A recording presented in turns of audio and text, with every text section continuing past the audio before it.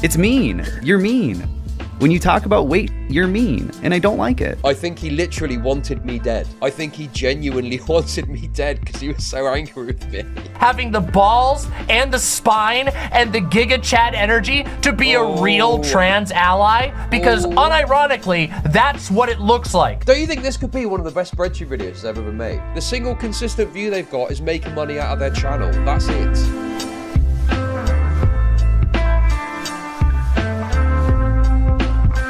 This video came across my desk and I thought, do I want to watch this on stream? I don't normally pre-watch stuff, okay? But I always tell you if I do. And I started to watch this thinking I might just end up watching this off stream because I don't know if I'm interested in watching it on stream. Anyway, in the course of watching it off stream, a little something happened that was quite surprising. Someone got referenced, which, you know, made me think, okay, maybe I should watch this on stream, or some of it at least. But, you know, it's only just come out as well, so I'm going to massively shield the creator too, because it looks like they do good content. Are you guys familiar with someone called Rob's Media? I actually wasn't, like, super familiar with their content, but I think I've heard the name before. Anyway, this is their channel here. And you can kind of get an idea of the kind of content they're into just by having a look at their videos. They cover like internet stuff. Look, they just did a video about anisojoma, which is quite popular. Fish tank, all that good stuff. Anyway, they just did a video called Stranger Danger. Oh, sorry, called Why I Hate BreadTubers. Stranger Danger on the thumbnail. And, well, you'll see when we get into it, okay? You'll see when we get into it. It won't take long until you see why I wanted to watch this. So let's have a little look and see what this video is all about, okay? BreadTube, a loose and informal group of online content creators who create video content, including video essays and live streams, from socialist, social democratic, communist, anarchist, and other left-wing perspectives. I have been covering some of the antics from BreadTube over the past year, and I think now is the perfect time I do one big video going over my issues with these people. 6 issues to be exact, starting with 1. They're fake nice guys. A lot of these BreadTubers build a persona revolving around them being wholesome and empathetic to those around them. However, there are many times where the mask slips, and their true colors come out. Many are just as hateful as the people they criticize. The only difference is that they are much less self-aware and act two-faced. This also makes— Dude, this is such a good criticism, because the false persona they do, where they like to act like, yeah, we're the good guys and we're calling out the bad guys. But then they engage in, like, it's fine to be an asshole. It's fine to be a dickhead. Okay? Savannah Marie made a Mr. Beast vid shitting on commentary bros. It's the chick who interviewed Hina. Did she? We are watching that today. Yo! The content is flying in, guys. Let's go. Like, if someone's just an asshole and they're honest about it and upfront about it, it's difficult to really care about that because they just say that they're like an asshole. But these people all do play this game where they act like they're holier than thou and they're the nice guys and they're the good guys. But then they're human like anyone else. So they just act, I mean, in some cases it's worse than just saying they're human, but it's like they act in really shitty, malicious, vicious ways. You know, like this guy's false persona of niceness in that video that he made about the Wendigoon stuff. God, it's such shameful behavior. Anyway. Makes them morally inconsistent, which will be a common theme throughout this video. The most widespread example of this is how these creators align themselves with the body positivity movement, yet at every opportune moment, they'll make fun of someone's physical attributes. And I think it's fine to make fun of a public figure's appearance. My problem is the hypocrisy. Yes. My favorite case of this is with Jake Doolittle, who's made numerous videos on this topic. He spends half of his Fatspo video criticizing a 16-year-old girl with an eating disorder. Ooh. Yo! Based? Based moment? No, that's crazy, dude.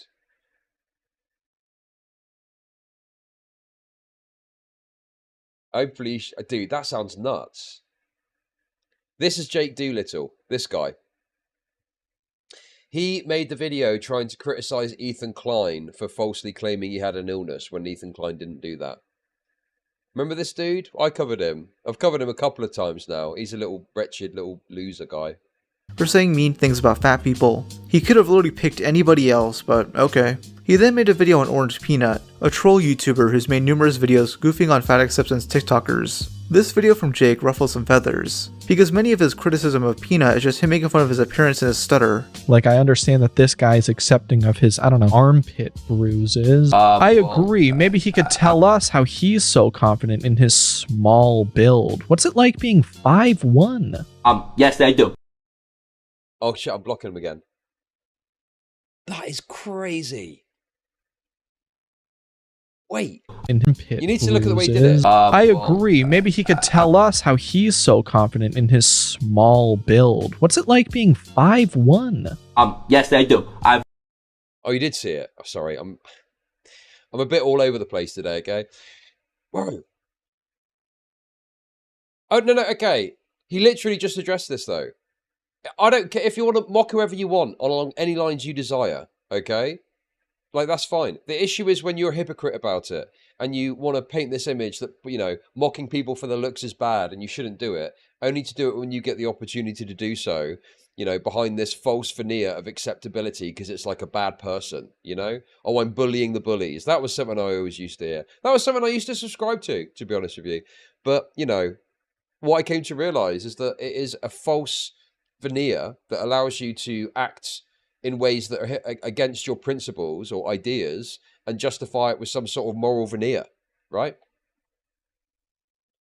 It should be either all of it's okay or none of it's okay. Because, you know, you could easily argue this guy could have some sort of issue with his height. Maybe he's very sensitive about it. Maybe he doesn't, you know, maybe that would cause him the same sort of pain that he is causing others. And that's the idea, is you want to try and inflict the same sort of pain on him that he is causing onto others. It's a very much, you know, eye for an eye perspective. What do they say? Eye for an eye and the whole world's blind. I went through a bulk and a cut cycle. When I was bulking, I got very big because I ate a lot. And when Why do you say yes they do like that? Yes, they do. Yes, they do. yes, they do. I Yes, went they through do. a bulk and a cut. You know, making fun. Yeah, he's obviously got some sort of, wow. He's obviously got some sort of voice thing. Of my speech isn't very woke of you. It's not very politically correct. This is True. the exact same thing that Nick is not green did. He made fun of my stutter. I don't know why, but all these people who preach like acceptance, political correctness, wokeness, they're all they do the same things at the end of the day. It's just they only do it when it benefits them and they know their audience is gonna like it. Everybody is a piece of shit at the end of the day. It's just a matter of how. As Peanut just said, Nick is not green did the same thing, while also discussing body positivity and acceptance. I'm not forcing women to talk about anything, and as far as boobs go, we like boobs. We don't talk about them for 3 hours straight. Both of these guys will get ratioed in the comments, because their more normal fans hate it when they do this crap. Oh no. Both of these guys will get Imagine using someone's fitness as an insult. Imagine making fun of someone's stutter. That's a low blow. Imagine calling out a bully, but also bullying the said bully's stutters, the clothes he wears, and the gym life on the same video. And also, the other problem too, is you get into the issue where, is the person actually bullying someone? Like, because for example, you could have a situation where someone is making claims broadly about a group of people or just talking broadly about an issue, but they're not necessarily singling anyone out or directing their point at anyone. It's just a broad thing that they're saying. But you are then looking at the individual and making it individually about them. And then your justification, well, they're bullying people. Yeah, they're talking about a broad group of people, but you're individualizing it to that one person, you know. So there's, you know, no necessarily, I mean, it's much more likely that that person is going to hear what you're saying about them, particularly if you're a big YouTuber, than this broad thing that they're talking about. You know, it's like much more targeted. And again, all of that is fine. All of that is okay. Do what you want. Be a dickhead on the internet. I'm all for it. But don't be hypocritical about it, you know? As someone who is somewhat of... As Okay, someone that's who, wonderful. But how do I make money off depressed people? You do not hate virtue signalers enough. You don't. Very true, Simpleton. Thank you for the $2. As someone who has somewhat a stutter problem, Using stuttering to support your argument is just absolutely ridiculous and will never make your argument valid. People like me who have stuttering issues can't help it, so it becomes a part of our life. Internet drama is the most ridiculous thing in life, and it's pointless to attack someone you never met in real life. Sitting behind a screen doesn't make you powerful. I mean, this is a bit soy, but yeah. I mean, I can understand in the heat of an argument mocking someone's speech impediment. Sure.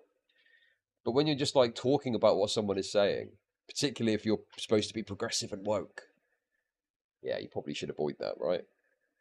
Ratioed in the comments, because their more normal fans hate it when they do this crap. Though Jake turned off the comments and edited out part of the video that made him look bad, that being the weird consent comment. There's a possibility that you can't do certain things, like bench an unconsenting girl, right, Orange Peanut? Huh? You want to repeat that one for me, Jake?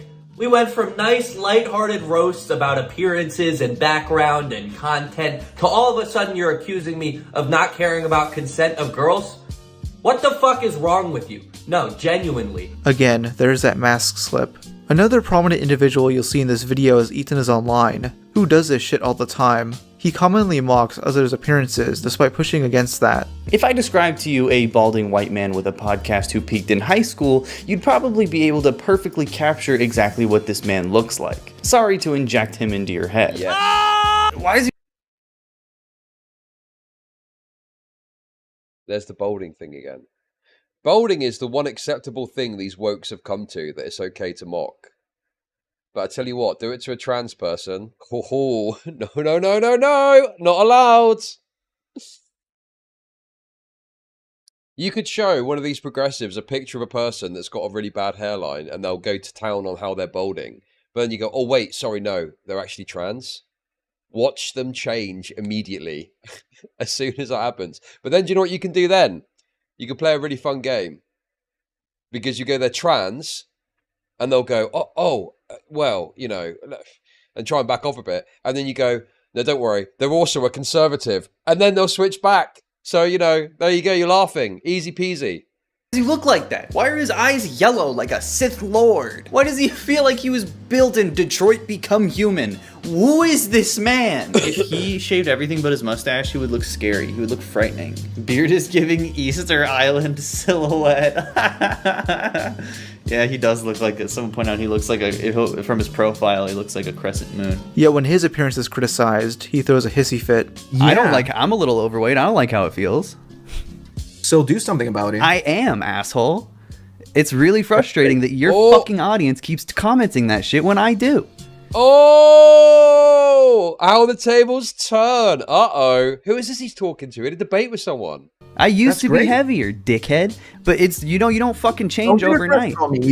Now you're the one getting mad. You literally were just like, do something about it. Fuck off, asshole. It's mean. You're mean. When you talk about weight shit, you're mean. And I don't like it. By the way, this dude... Also, the other thing as well. I mean, I guess you could argue there's treatments for baldness now, right? Welcome but like, to Chud Nation. It's not something that's easy to necessarily manage in the same way. Thank you for the Prime sub, appreciate it. You're mean. Dude, this guy is so wretched. I'm amazed he's got fans still.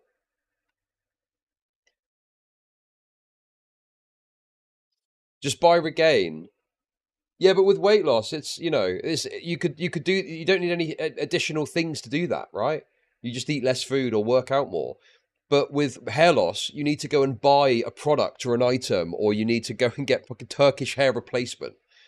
You know, like the point is that going bald requires you to make some extra additional purchase or do something to do something about.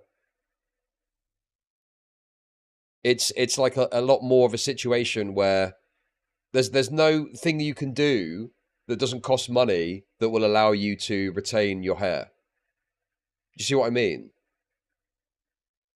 Like you are going to have to spend more money and gain additional resources to do something about it. So, like having a go at balding, it's like a natural process. You're like having a go at someone or pop. It's fine to do it, by the way, to be clear. But these people differentiate that from other forms of like a natural process, which they would say that it's bad to mock. Like, I can't think of an example off the top of my head. Being trans, you know, from their perspective, it being a natural process. You can't mock someone for being trans because it's part of, or being gay or something like that, you know? Yeah, that's it. That's the inherent characteristic thing. Yeah, that's it. Thank you for the 148. But you see what I'm getting at? It's like an inherent, you know, you see what I'm trying to say? Like they would carve out other inherent characteristics that are just a product of going through life normally. They would carve that out, and you're not allowed to have a go at that. But boldness is the one thing that they've said, oh no, well that's somehow, we're allowed to go at that. They've come up with this idea that that's acceptable to attack. Flat out lied. He looked like this when he started YouTube. Noah Samson is another BreadTuber I've covered before. Bro! Flat out lied. He looked like this when he... That's crazy.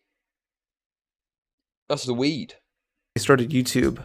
Noah Samson is another BreadTuber I've covered before who's also made fun of people's appearances and mannerisms, but there are even bigger examples of this dude being two-faced. He definitely portrays himself as a calm, understanding individual, just sticking up for disenfranchised groups, but this moral high ground he stands on is just for show. On Twitter he's made multiple death threats, though if asked, he'll just explain it as jokes like they always do. First is after he lost a debate to Vaush, with him liking a tweet where someone wanted Vaush to be put down like a dog. Then, during the super mega drama, Noah wanted ChudLogic to be melted into a large cast iron cauldron, and by the way, the pedophile part is borderline slander. Even Keffels and Xanderhall, who— Yo! Okay.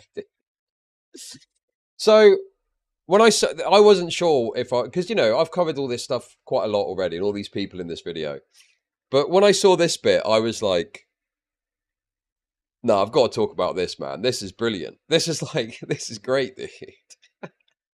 who both— and by the way, the pedophile— Dude, this took me back. It's like one of those moments where you're just like, wait, what? You don't expect to get brought up, you know? And you do. But I can give all the extra context on this. This is a very funny story, actually. But yeah, so it was really funny because this guy was like super upset at me because of the thumbnails. And it was very clear that they were like absolutely seething about it, you know? Like a totally abnormal reaction to what should just be a, oh God, look at these thumbnails, man. That's bad, isn't it? You know? Like, it ain't that deep. I understand that they're provocative. I understand that if you think that Lex Updog is telling a genuine story, these are potentially going to be offensive to you, okay? And that's totally fine. You know, you can just block my channel. You can even comment on them if you want. You can even say, these aren't very tasteful. I don't like these thumbnails, whatever, right? But this guy, like, took it all the way up to, like, 100 and called me a fucking pedo. Off the back of, like, the 2021 drama, the allegations from me from 2021, which he'd, like, dug up. And actually, at the time, he shared a screenshot from that. And a bunch of commentary people, I remember Augie tweeting about it even, because he was still around at the time, were quote tweeting it going, no, but he's not, what do you mean, pedo? He's not saying anything pedo in this thumbnail. So, yeah, he was like obviously seething with rage at me and just lashed out, flailing, trying to find something to get me on, when he was just upset about the thumbnails being provocative, essentially. And yeah, at the time, I'd made a tweet because I'd found a video where he talked about being bipolar or something like that. I can't even remember what he said, but I'd put the screenshot up and was just like, you know, this guy needs to take his lithium or something like that. And people were upset with me. The wokes, the soys, were saying, well, everyone in this situation is terrible. It's like, bro called me a pedo, right? Bro called me a pedo. And you're having a go at me for mocking his mental illness. Are you serious? No, this was the real Noah Samson account. But he's been banned a bunch of times. Dude, people get so upset about YouTube thumbnails. It's mind-boggling to me. I just can't fathom getting this upset about a couple of spicy thumbnails, you know?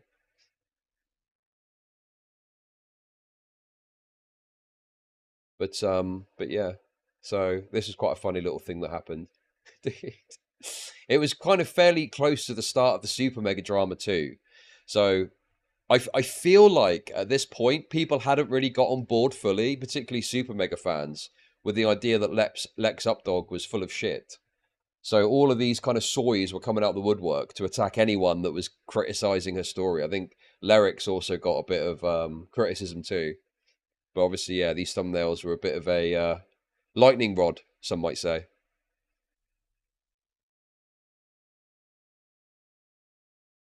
But yeah, melted into a last cast iron cauldron. See, this is the other thing these people do, is they craft this kind of flowery way of describing it, and then they can hide behind that as a sort of plausible deniability. And it's like, well, that's a joke. And it's like, but I don't think the intent behind it is a joke. Like, I genuinely think that if Noah Samson could kill me, then, but at this point in time, when he tweeted this out, I think he literally wanted me dead. I don't think that that is like an overstatement or excessive or soying out. I think he genuinely wanted me dead because he was so angry with me. And I never feel like that about anyone. I never feel like that. The only exception would be the giggly goon clown person. That's like the one person that I maybe had not even wanting them to die, but just more so like, God, this is really gross. And just if this person were to be Thanos snapped out of existence, I wouldn't really care, you know? But yeah, anyway, very funny situation. And it's funny to see it get brought up as an example of the fake nice guy stuff. And Rob's Media has 100% got this guy pegged in that it's so obvious. Hey! Thank you very much for hitting the boards. Dude, I forgot what I was going to say now. Wait, sorry. Noah wanted a tweet where someone wanted Vaush to be put down like a dog. Then, during the Super Mega drama, Noah wanted ChudLogic to be melted into a large cast iron cauldron. And by the way, the pedophile part is borderline slander. Even Keffels and Xanderhall, who both hate ChudLogic, don't think Chud is a pedo. ChudLogic and all, he is not a pedophile though. Hey! I am very familiar with the drama that happened where people tried to slander him as a pedo. I even spoke to him in private about that drama when it was going down and got like all the screenshots and info and everything. He's not a pedo. Here's where I'll make a correction from the last time. Xandaholics back. We're back in business, guys. We're back in business.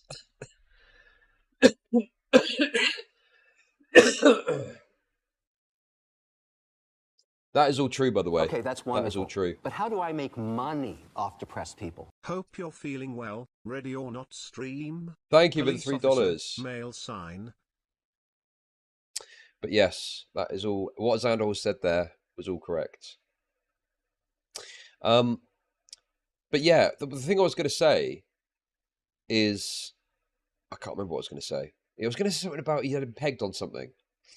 He's just correct about him generally. He's got him figured out. Okay, that's what I'm trying to say. Anyway, I can't remember what I said about this at the time, but he gives some more clarification on what the circumstances are in regard to this kind of ban and the reason for it. I talked about Noah. I stated that this tweet was what got him banned from Twitter, but what really got him banned was this tweet describing how he killed Elon Musk. This is the same guy making videos of this crappy bisexual lighting. Oh, I know what it was now. The thing he's got him pegged on is, and this is something that I think some video essayists, like particularly BreadTubers, do, is they're able to hide the kind of seething and the anger and like that sort of thing behind this cool, calm, collected persona, where they're like on their video going, "Oh yeah, hey guys, we're going to talk about a conservative who's really triggered today. Oh, look at this guy, he is super triggered, isn't he? Oh my goodness, you know." Do you know what I'm talking about with that? Oh, you're acting kind of wacky there, my guy. Oh, what's wrong? Afraid of the trans? Uh-oh. Stuff like this. But then on Twitter, they're like, "You absolute fucking pedo. If I could have my way with you, I'd melt you down into a cauldron, you fucking pedophile, fucking blah, blah, blah." Right? And it's like, clearly, you're not this cool, calm, collected guy that you like to present yourself as. And in this instance, the instantaneousness of which you can post your thoughts on X, Twitter at the time, is giving the game away. Because you're able to just instantly say that without thinking twice about it, and then it demonstrates that you're an absolute seething retard. You're not this cool, calm, collected logic bro that you're trying to present yourself as. Describing how he killed Elon Musk. This is the same guy making videos of this crappy bisexual lighting, ironically wearing maid outfits, by the way. These guys don't fool me. They're fake nice guys who take advantage of their viewers. Leading us to our next point. 2. Oh, dude. Listen. I'm not just saying this because Rob's Media debunked my allegations for the billionth time. This is actually a really good video. I'm trying to remove myself from the bias of being briefly mentioned. Is this not a great video? This is like a pinnacle for me of like having covered all this BreadTube stuff for a long time.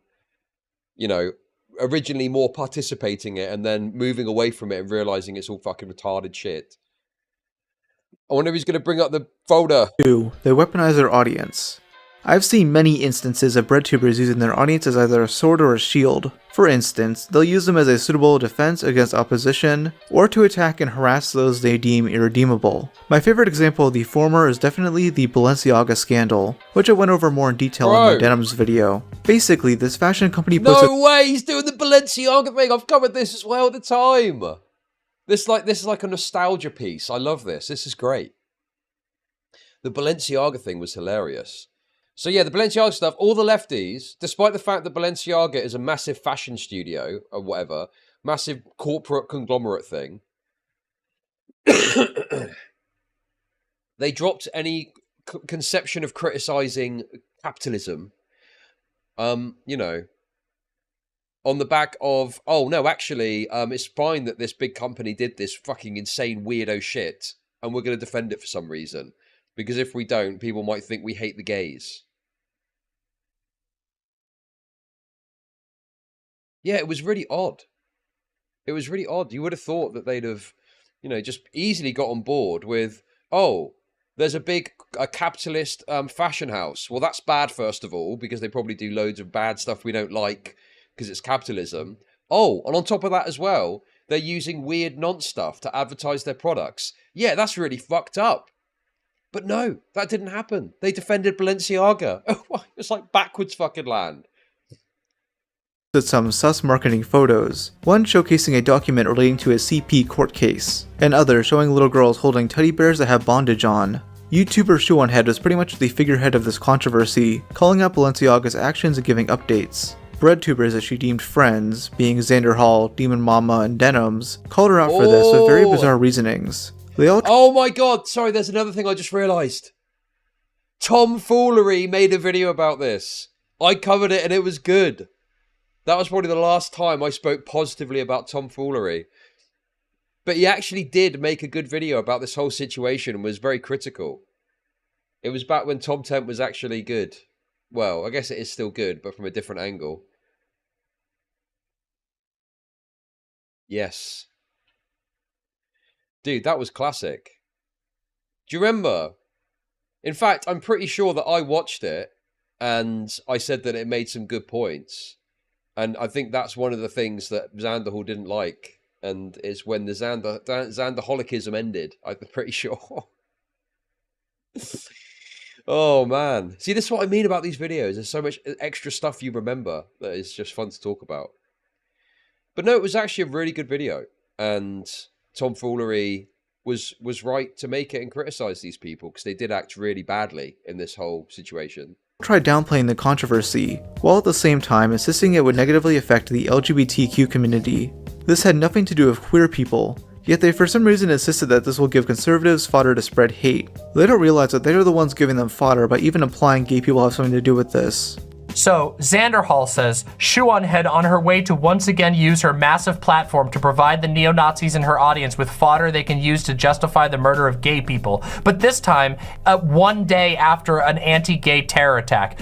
By the way, fuck Based Xander Hall. Can we get some motherfucking hypers in chat for Xander Hall having the balls and the spine and the Giga Chat energy to be a real trans ally? Because unironically, that's what it looks like. Xander Hall out here fucking spitting and showing you all how it's done. Calm down, dog. It's just a shitty Patrick Bateman meme. Basically, these people...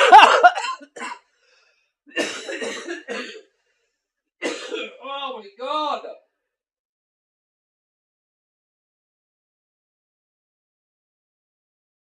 Sorry about that. Yeah, that was true. Very good. I'm dead. I'm literally dead. I'm felted. There's one thing that's particularly annoying about this sort of thing, and it's when it's like fairly unremarkable thing. Oh, that's so based in Giga Chad, or even like soy thing. Some sort of soy thing. Oh, that's so based in Giga Chat. Can we get a round of applause for this person for being so based? Thank you very much. When it is just a shitty Patrick Bateman meme. We're waiting for a good opportunity to shit on Chud Head, as I don't like the fact that she goes after both sides in videos. The user audiences, which are filled with oh my god, queer people, like the fact that she goes. Okay, this is a deep cut. This is a deep cut. Who can see what I can see? You need to like, dude, this is like autistic levels of like Twitch poll knowledge. Yes, Nerdsworth's got it.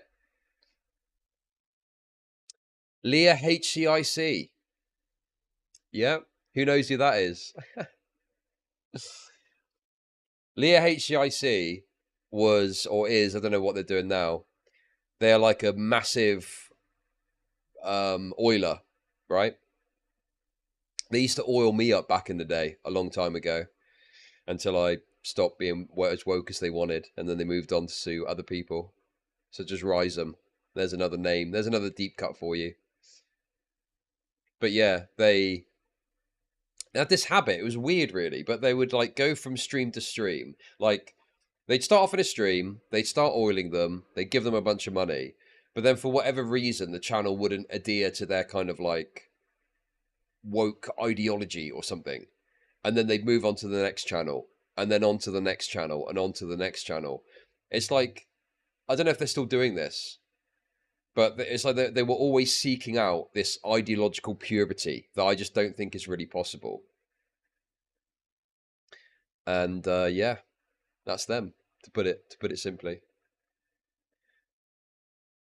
An oiler is someone that spends a lot of money on a stream. Okay, but yeah, apparently I think they were Jewish. I'm not just genuinely. And they had like a bunch of money that there was always conversations about this because they gave so much money. But apparently they inherited some money from somewhere, and they had like, you know, hundreds of thousands of dollars. And that mean they didn't have to do anything except sit in streams and oil up lefties, basically. But yeah, I'm pretty sure they're Jewish. That's not even a joke. After both sides in videos. The user audiences, which are filled with lots of queer people, to attack someone else by manipulating them into thinking the scandal will negatively affect them in any way. Oh look, it's Westside Tyler. How's it going? We just read Demon Mama calling you. Apparently you're. Like, what was it? What was the line? I can't remember. But there wasn't much there. Looks like Demon Mama's not responding. I got hit with a series of oilers like that when I was around 4-6k, who put a ton of pressure on me to stop criticizing vaush. Really? Damn. Vaush would use a similar tactic earlier this year, when his special folder got leaked live on stream. You can see this is an example of the kind of structure that I'm referring to. What? If you somehow don't know what he had on there... Hey! Bro, this video is so good. Rob's Media has absolutely smashed it out of the park. Okay. This could be, I don't want to glaze too much. Don't you think this could be one of the best BreadTube videos that's ever been made? Don't you think? Is that too much or not? I think I'm like, this is really good. It's getting all the good points in there. It's getting some of the best dramas. And also it mentions me, which is extra based. It was AI-generated images involving horses and little girls, doing some pretty disgusting things. When Ethan Klein and other YouTubers called him out for being a lolly enjoyer, he clapped back with this. I like the part where he said this is a pedophile community. Yeah, did he say that with regards to there being a lot of transgenders here? Is that what he meant? Curious. It's not a pedo.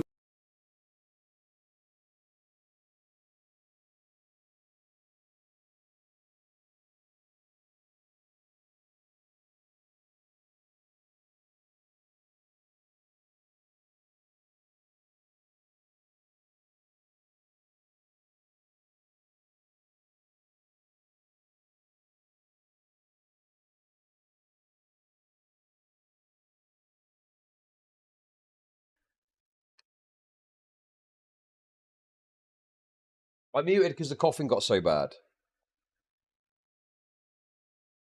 Okay, that's wonderful. But how do I make money off depressed people? Damn. So the Jews are even in the Twitch donos. Is there anything they're not willing to subvert? Okay, thank you for the $5.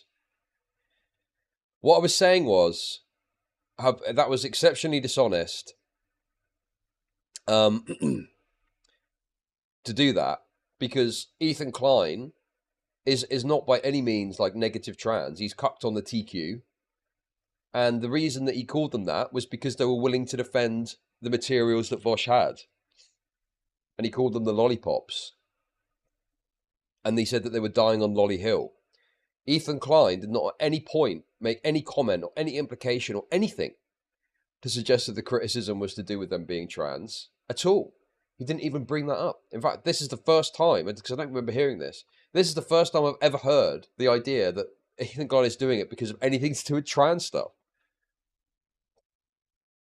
It was all about their willingness to die on Lolly Hill. That's all it was. Yeah. So this is just crazy dishonest to try and wriggle out of scrutiny over what was on the file.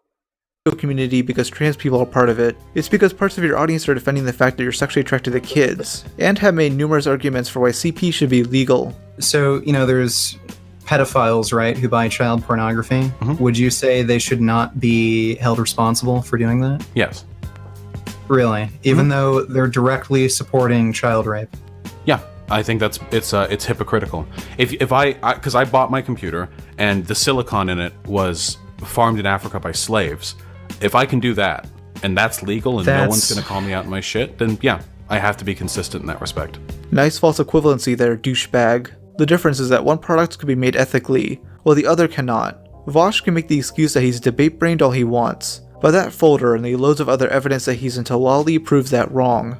It's just gross how he automatically thinks an attack on his defenders is an overall attack on trans people. One of those defenders was Keffels, who in my opinion is way worse than Vaush. It would take too long to cover all the awful things she's done, so I'll summarize it as this. She kept changing the story about her doxing, lied about which website doxed her for more clout, raised $100,000 for a supposed legal case, and then wasted the money on vacation and streaming gear, knew about the grooming that went on in her Discord server, admitted to grooming minors, and promoted a site that sells homemade drugs to minors that has a lolly on the packaging. When Mudahar released his video showcasing the evidence for all of this, Keffels used the ultimate trump card, transphobia. She spread this lie to her audience, stating that Muda used the wrong pronouns in the announcement tweet, and that the art in the thumbnail was transphobic. These claims are retarded as all hell, but Keffels died. Oh, that's a respected YouTuber shining a massive spotlight onto a transgender streamer who has been harassed, doxxed, and swatted several times, and had to flee the country, getting a huge video dropped on her using a grotesque caricature to advertise it whilst they-theming them.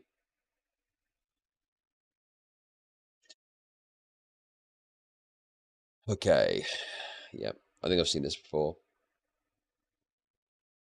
Freak self-reporting. Yeah, this is, I do wonder when the SpongeBob memes are going to die. They've existed for years, but people still use them. Does it even still run as a show? It's time to let it go, guys, okay?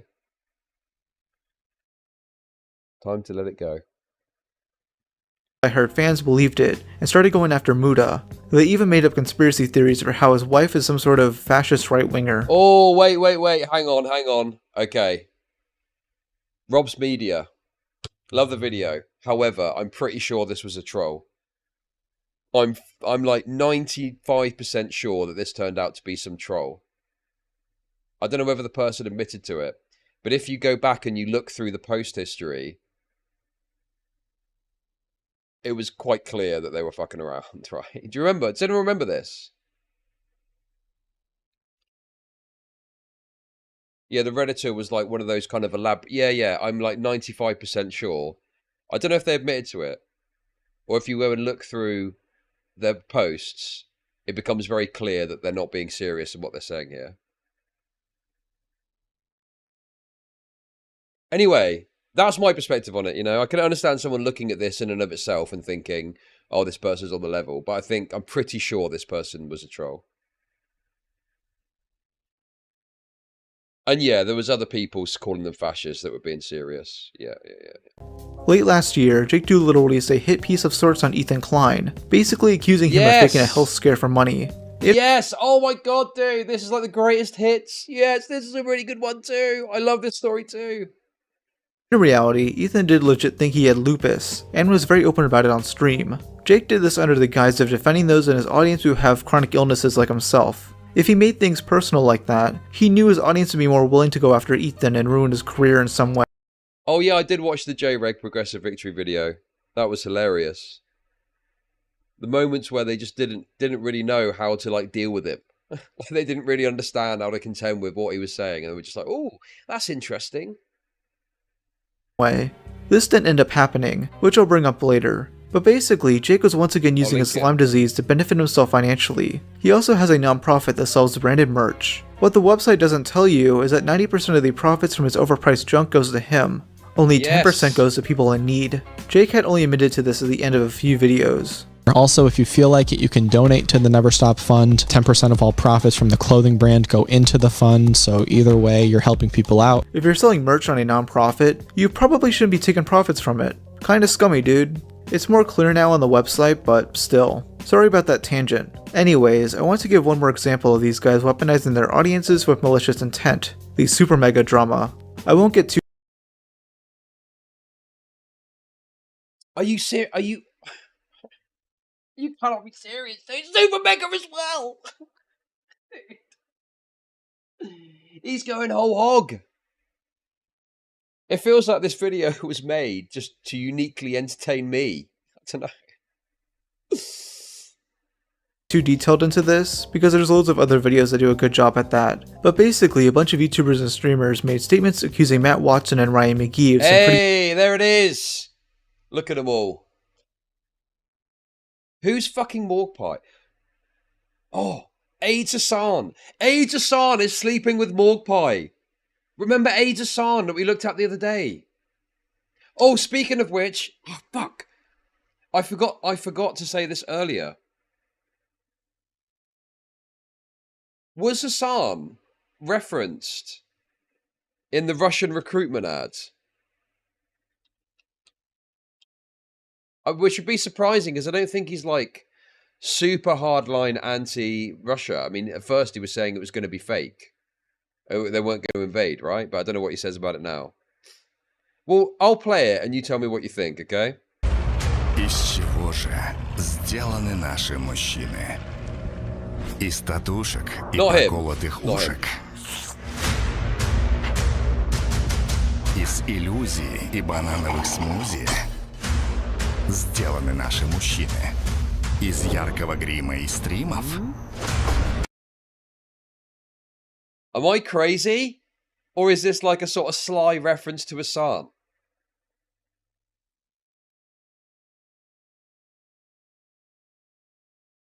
The black fingernail, right? And then this, with the chat on the screen.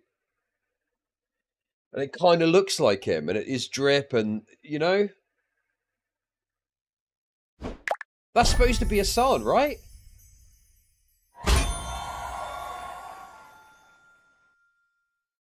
Hey, thanks for getting to the old Westboard. And the chat as well.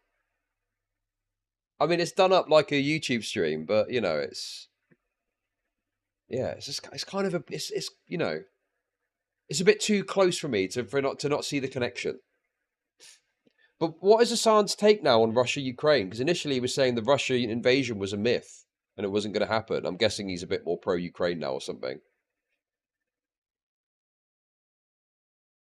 This whole advert is stupid anyway. I mean, bro, I would I would much rather suck 20 dicks than go and die in a ditch in Ukraine. I mean, what is it even supposed to be saying?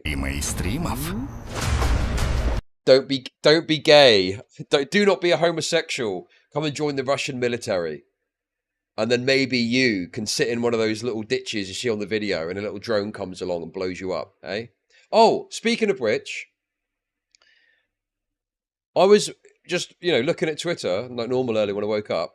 One of the first things I saw was a video of a Russian soldier putting a in their mouth and pulling the trigger.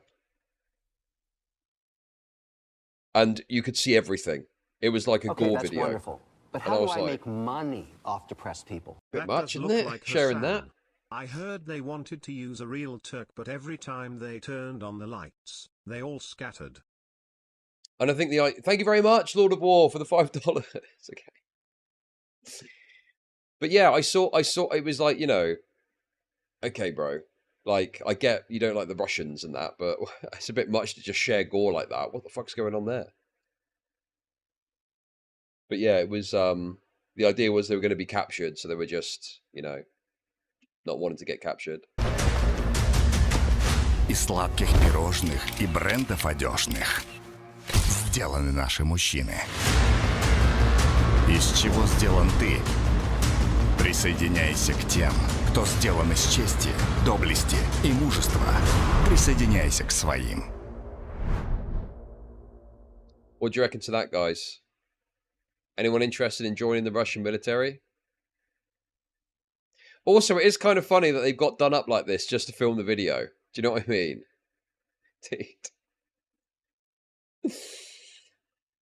Dress up like a gay guy so we can convince people to go die in a ditch in Ukraine. Come on. Very, very lame video. This is the kind of thing that, like, the populist right morons on Twitter will cheer on because it's anti-gay. But anyway. Our military should do videos like this. Our military's very gay, and theirs isn't gay. You can tell because of the promotional material. When, America just passing off a couple of extra pieces of military kit to Ukraine has done quite a decent job of holding back the Russian fucking army in the first place. We've just given them a couple of our cast-offs, from the UK even, and that's been helping them out. Anyway, guys, sorry for the detour. I just had to mention that whilst I'd remembered. Pretty awful things. Most of these statements were disproven, involving cheating and homophobia. But what stuck around a bit longer was the allegation spread by Lex Updog. She alleges that Matt and Ryan knowingly covered up her sexual assault by a channel artist, yet they showed evidence of her wanting to keep it private. Many of her other claims are also disproven, but Lex, her pal Nick is not green, and her boyfriend, ethanisonline, stayed stubborn. Throughout this drama, they pretty much used the topic of SA to motivate their audience to cancel Super Mega, even holding a live stream on Ethan's second channel to celebrate. This was pretty— Bro! Hey!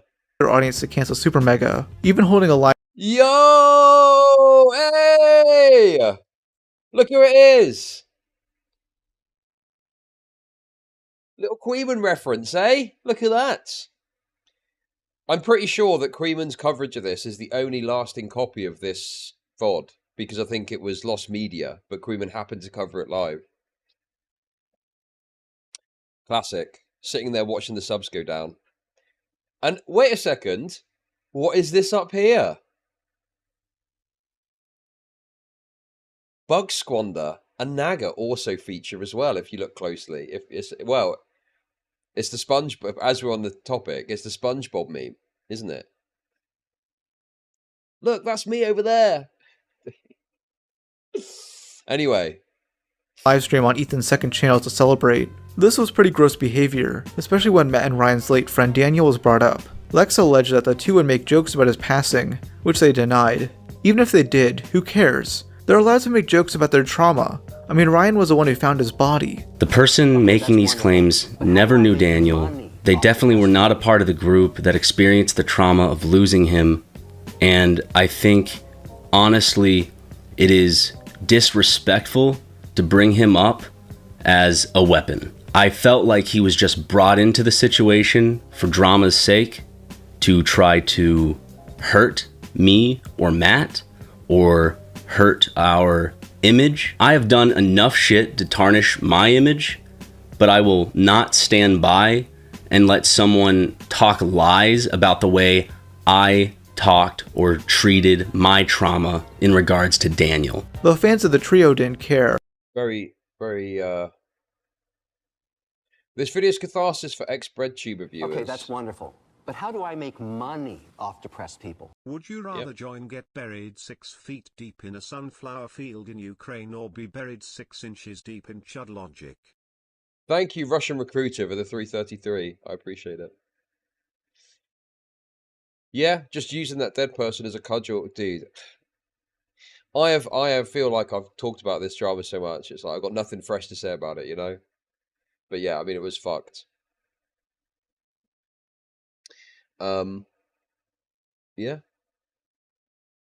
And the way that all these people just kind of jumped on the whole situation. I mean, the most shocking one of all was their fans, initially at least. You're like, bro, these are your people. Like, before I spoke about Super Mega stuff, I didn't even, like, know who they were or care about them at all. But it just seemed so fucked of what was happening, you know? But their fans were, like, pulling against you. It's that stone toss tug of war meme. And you look at the other side and it's all Super Mega fans that are against you. And you're like, wait, what? If you used to watch BreadTube, I hope you took a long, hard look at where it all went wrong. Okay. There's such, to this day, no, you're going to say that I'm coping. I can already tell, okay? There is absolutely some good BreadTube content out there. But I think it's like the skeptic stuff. Will this be a segment on the channel? I'm not sure. Possibly. I'm not sure yet. Okay, that's wonderful. But how do I make money off depressed people? I've had this channel recommended for a while, but he was focused too much on non-stuff and might not so it didn't be able to get interest me monetized. as much. But now he's John Wicking all the BreadTubers. I might finally sub. Very true.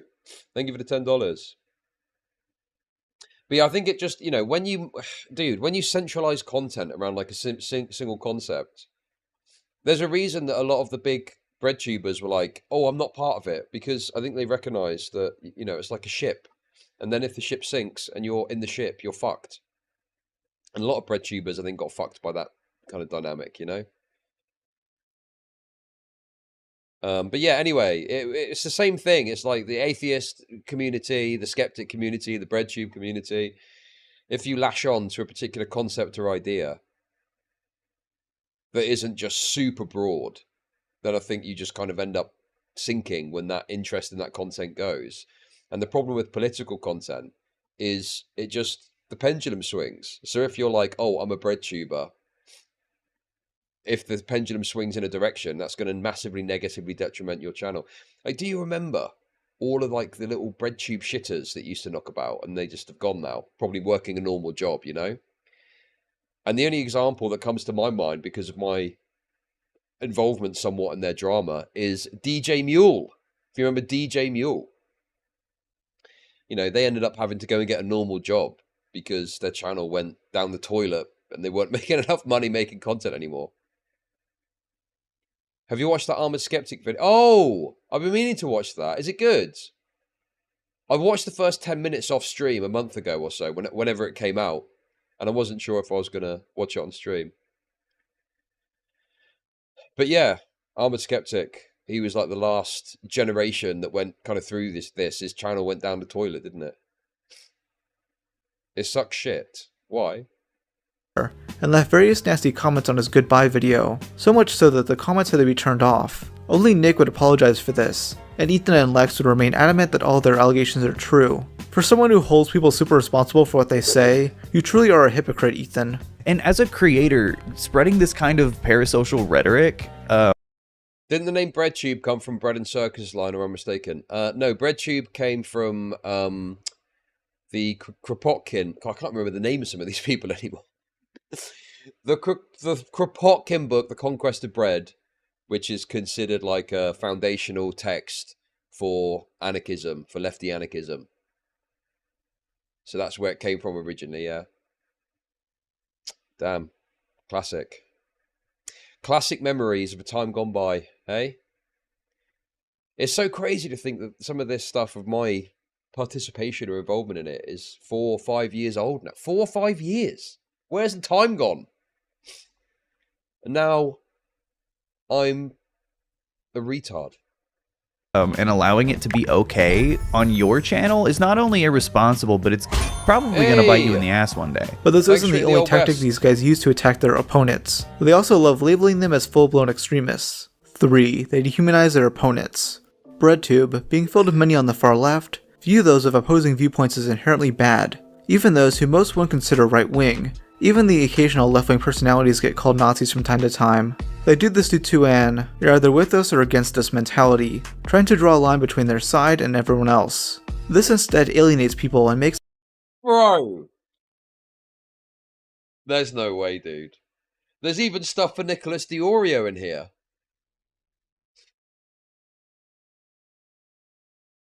Surprise tip 10? Question mark? He's really throwing up tipster as well. Now that is a shocker. The tippy tent. Tipster ate all the, yeah. That's true, actually. Yeah, the reason it's called BreadTube is because they had a meeting when it first started about what they were going to call it. And they had this, like, table. And it had all these different kinds of bread on it. You know, baguettes, rolls, sliced bread, tiger bread, everything you could put, a rye bread, sourdough bread, everything you could imagine, right? And Tipster ate it all. Every single crumb of bread he greedily gobbled up. So yeah, they decided to call it BreadTube as a joke about that. Little known fact. Thank you for hitting the board, Sheriff Sheep. Appreciate it. Makes them more radical, which is not a good thing on either side of the political spectrum. I first brought this topic up in my Noah Samson video, as he loves to label his opponents as incels, red pillars, reactionaries, or fascists. An issue I have with this is that he doesn't properly define these terms, as he kind of throws them around all willy-nilly. I mean, there's this one video where he shows a cringy workout motivation video, and describes it. ChudLogic came from the same world of fake left pedos as tips and vaush. Never forget that Chud was caught grooming a minor. That's very funny that you say that when it's literally just been debunked. You've been debunked. Unlucky. As this. Like, I'm all for a little gym motivation, right? But why does it have to be a little bit fascist, you know? I don't know, seems not great. What does showing fat people as lazy have to do with fascism? You can criticize that video without making it so political. Wait, what? Like that. What is right motivation kind of throws them around all willy-nilly. I mean, there's this one video where he shows a cringy workout motivation video, and describes it as this. Like, I'm all for a little gym motivation, right? But why does it have to be a little bit fascist, you know? I don't know, seems not great. What does showing fat people as lazy have to do with fascism? You can criticize that video without making it so political like that. Another BreadTuber who unnecessarily used the term fascist is Big Joel. Hey, Big Joe! Have they commented on Ava Chris Tyson ever since I had that little backwards and forwards of them on Twitter, I wonder? They did this whole thread about Ava Chris Tyson basically defending Ava Chris Tyson against the allegations. And then I quote tweeted it and we had like a backwards and forwards. And his obnoxious fans were doing like, dude. Oh my fucking god, bro. Dude, I vividly remember this one. I'm getting one guide by this, but it is quite funny, okay? Basically, I talked about how Ava Chris Tyson was consuming these images. And I think he or someone else or something had said, like, what do you mean consume? And it's like, well, it's quite obvious. Like, consuming media, like, yeah, looking at something, taking it in. In this case, lightly jerking off to it, okay? Thank you very much, Squirrelades, for the 263. And some snarky... This is... Do you know what it is? It's the snark. Oh my god, dude. The leftoid snark. I can't stand it, dude. Some snarky retard responded and was like, huh, what they mean is that Chris ate the image. Oh my fucking god, dude, you snarky fucker!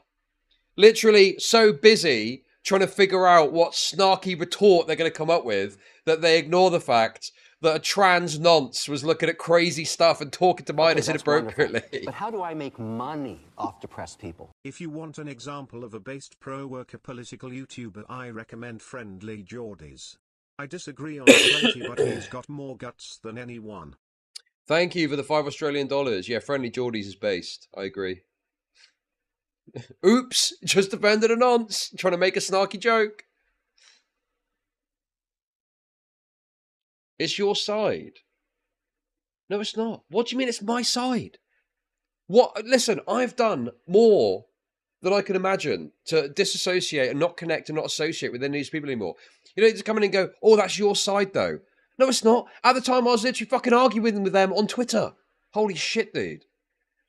Who made a video titled, Conservative Comedy Destroyed My Life. In this video, he Oh my god, yes. I never watched this, but I thought about it, but didn't bother in the end. reviews the Nostalgia Critic video on the 1982 Pink Floyd film, The Wall. It's a pretty bad video, and I went over why in my worst YouTuber song list, but Joel's criticism of it is incredibly questionable. I mean, Doug himself is not political, and neither is this video really. Joel alludes to Doug being a liberal centrist, but then calls him reactionary as he dives into a contentious scene. The scene being parodied alludes to fascism, while the parody itself has a pretty pretentious message about cancel culture, but it wasn't intended to spread any sort of political messaging. This doesn't stop Joel from saying this. Doug looks at a film about a Nazi who screams about murdering Jews and says, that guy's just like me. I'm gonna make a whole song about how much I love that guy. And that's not funny, at least not on purpose. It's sad. Again, criticize the shitty video all you want, but you lost me when you tried to string together a political message out of it. Other BreadTubers use similar tactics to create sort of a scapegoat for the opposition, in order to discuss the criticism. During the Super Mega drama, Nick would refer to his haters as Reddit debate dorks. The first time was indirectly in a separate video. Today I'm wearing my scary shirt to make me look a lot more scary.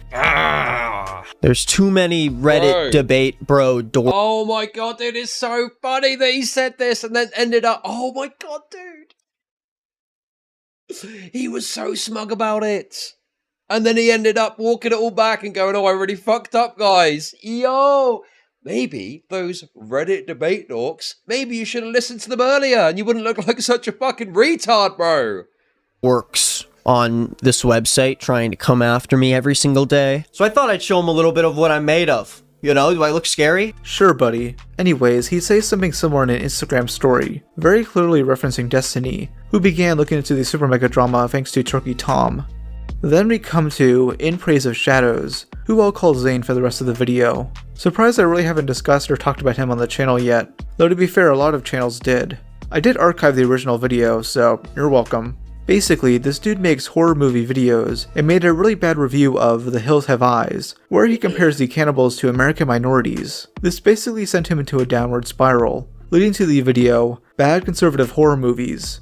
Most of this video has nothing to do with the title. It is mainly a response to the hate he gets, along with being a hit piece against a bunch of YouTubers he has a hate boner for. The main one being Wendigoon, who he describes as a fascist bootlicker. Claiming to be very against the government and for the rights of the people, while at the same time giving a warm embrace to one of the biggest fascist bootlickers on the internet. And the only thing that one could reasonably gather from this picture of them hugging is that he too is a fascist bootlicker himself. Dude, Donut Operator is a former cop, who occasionally criticizes other cops. What are you on about? A lot of this segment is just Zane trying to label all of Wendigoon's friends as right-wing fascists. Also, this is kicked off again, I think. So apparently now, Wendigoon, what is it? Wendigoon has like bought a sort of creator company. I've not really looked at it, to be honest. I took a brief look and it looked like there was nothing there that was that interesting. But all it is basically a bunch of lefties are like saying, "Oh, Nazi Inc." and stuff like this. Oh, a talent agency. Co-owner of a YouTuber talent agency. Right, okay. I mean, like, I would guess, I mean, it would be absolutely foolish for whatever politics Wendigoon has to bring that into it.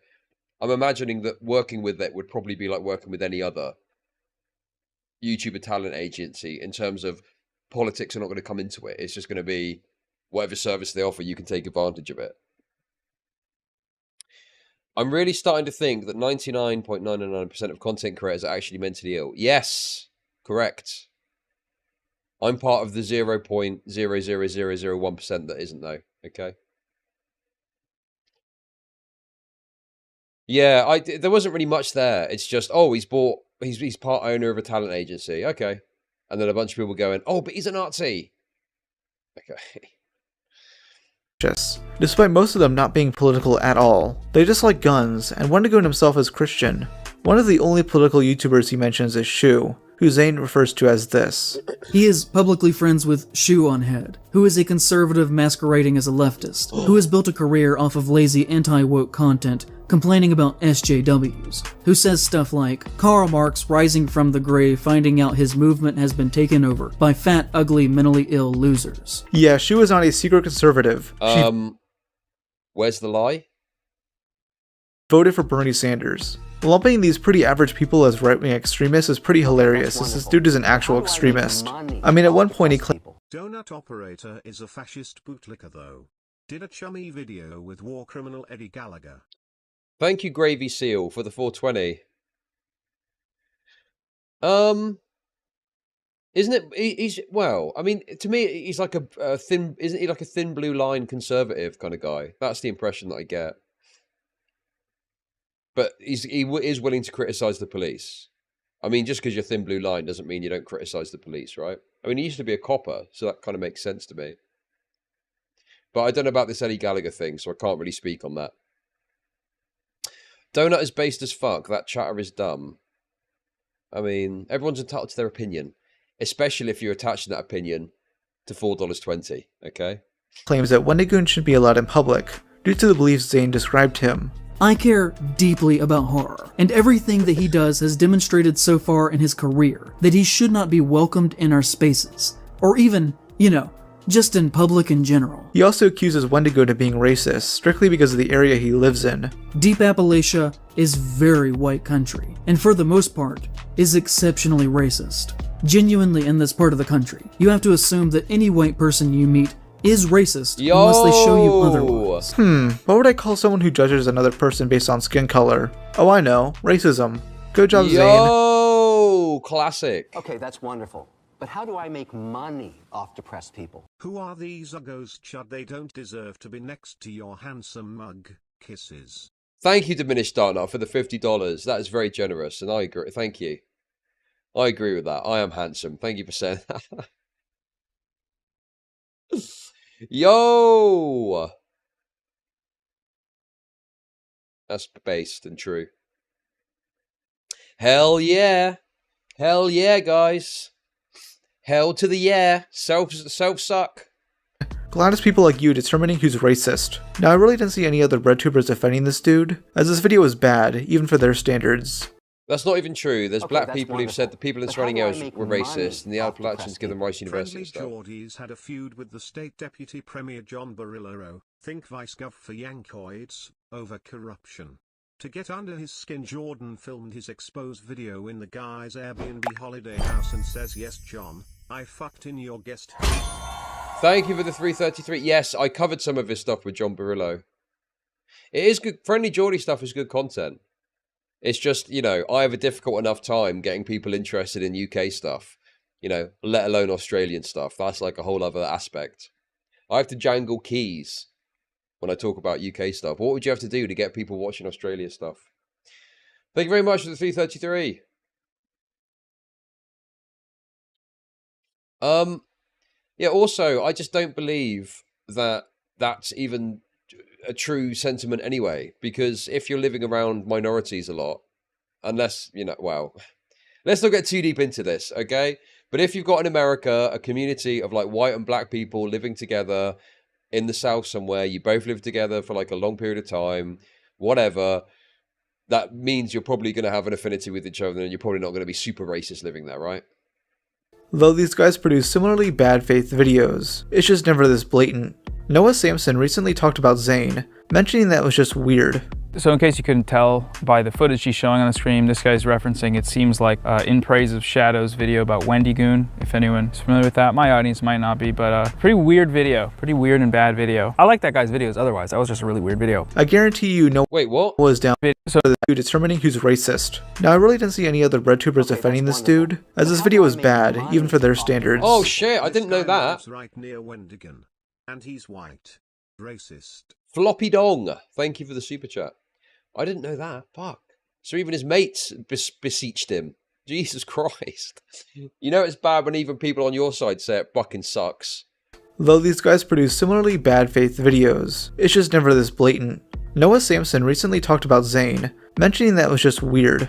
So in case you couldn't tell by the footage he's showing on the stream, this guy's referencing, it seems like In Praise of Shadows video about Wendy Goon. If anyone's familiar with that, my audience might not be, but pretty weird video, pretty weird and bad video. I like that guy's videos otherwise, that was just a really weird video. I guarantee. Oh my god, dude!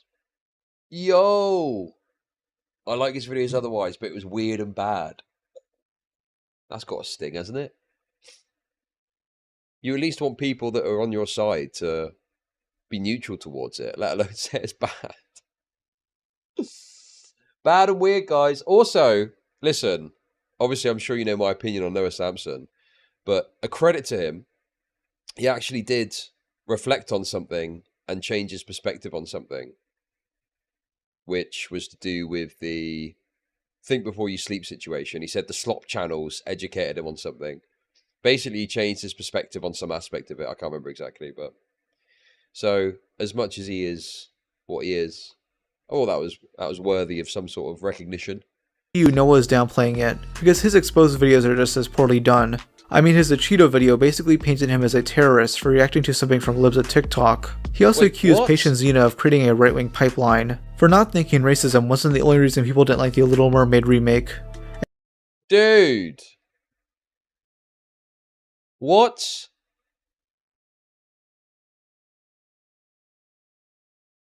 And it's made line for not thinking. Bro, it's so these people are so reliant How do I make money off on identity politics Fiendish until it's not Broken convenient. Heart became a member. Listen to the lived experiences of black folks. Oh, a black person is something I disagree with. Oh, they're wrong. Don't listen to them. 056 became a member. Ignore. Thank you, Floppy Dong, for the 5 gift memberships. John Miller became a member. We're getting off to a great start to the month. Let's go. If it keeps going this way, I'm not going to be homeless. Great stuff. Thank you.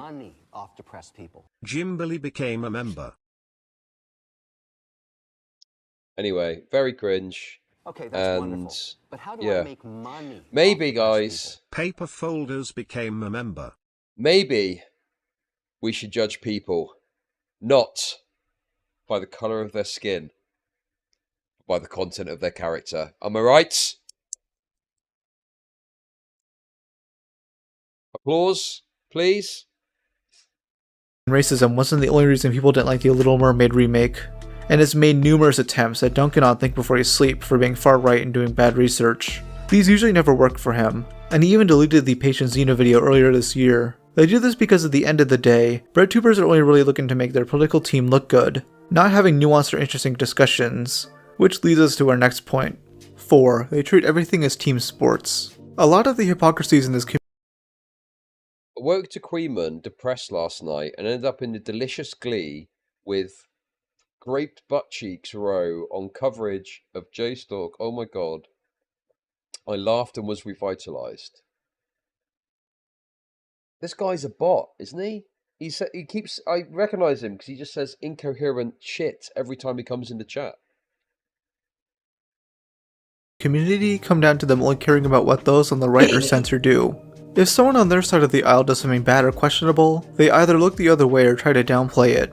The most recent example of this is with the Ava Chris Tyson situation. Yo, we're going for all the best bits again. Base video. Everybody treats everything as team sports these days. Yeah, no, I agree. Yeah, it's annoying. It is annoying. Hey, look at that. We're getting some Old Wests. How are you guys finding the Old West progression? I feel like I need to play a bit of Monopoly Go to get my hand in. I feel bad. You guys are just absolutely slamming it. And I'm just like, you know, doing normal stuff. But thank you very much. Go get doxed, you pussy. Whoa. Oh. Damn, this bot's got claws. Watch out, guys. With only a few breadtubers covering it. If you somehow don't know, Excellent, Ava Weasel has been Liar. accused of grooming multiple minors on Discord and buying lolly art, among other things. While covering it on stream, ethanisonline decided to downplay it all by saying Ava was just posting some edgy tweets 7 years. Oh my god, they've even got this moment. They've even got this part. The I get black. Do you remember this? We covered this as well, remember? Responding to I get blacked in Twitch chat. Oh my god, this is so good. I love it. Rob 100% is a Chud watcher. Well, the thing is, I'm very against, like, I would hate to make an assumption and then imagine it'd be like, no, I've never seen your streams before ever, actually, or your videos. In fact, I think you fucking suck, bro. You never want to assume, do you? But it is always interesting when I watch these videos and I'm like, I've covered this. Yeah, this is good content. Good content instinct to get this in your video, definitely. I think Kurt Metzger might watch Chud. But yeah, no, it's just fun to take a little trip down memory lane, or even more recent drama that you've spoken about, and also to get someone else's perspective on it. It's just often when I watch stuff like this, they've got good takes, so there's not much to disagree with, sadly. But it's still fun. We're still being transformative, guys. Okay, we're transforming. We're transing the content. Ago, and that people change. He gets pressed for seemingly defending Ava and having some level of bias. Oh, I will say that I do have I have a recency bias. I have a bias for shit that has actually happened in the last 5 fucking years. I mean, Jesus. It shows a bias. I can say that what Chris was doing on the internet. Absolutely seething at I get blacked. Some troll account. Please stop cooming, Chud. It is good video, but I'm afraid you're close to going cross-eyed and sticking your tongue.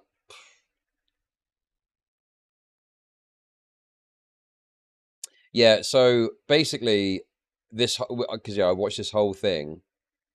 He was trying to talk about it, but then he kept getting trolled by his chat. I think Lyrics was like accused of like sending people to this chat and stuff. But yeah, he just kept getting super mad, and then he brought up this account, I Get Blacked, which is obviously a troll account. You know, look, created 19th of July.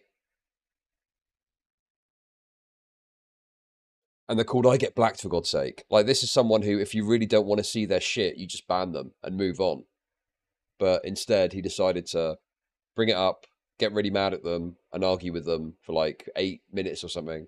In 2017 is fucking gross, unacceptable. But she doesn't do that anymore. She doesn't do that. It's not acceptable. I agree with you. Okay, first off, bro, this shit is beyond gross. And second, these tweets go up to 2019, 5 years ago. Your recency bias should apply. God, he looks like a Courage the Cowardly Dog villain.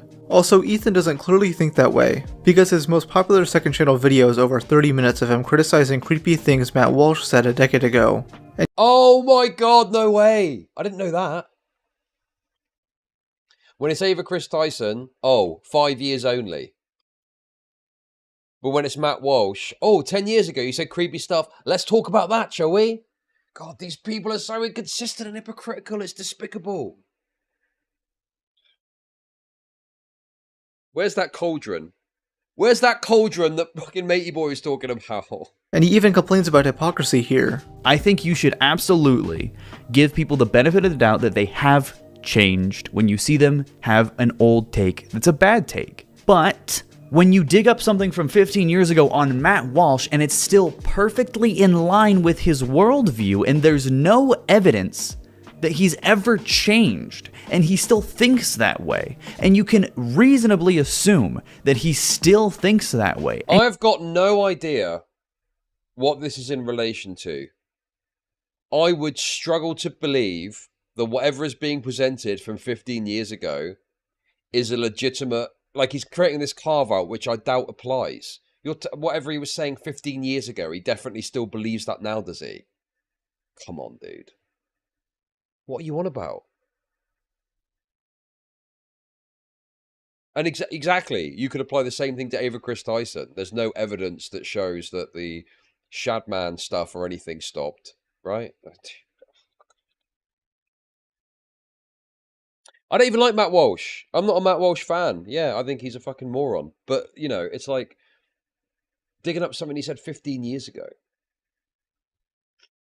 You'd be wrong. Matt Walsh is a super conservative. Wait, what?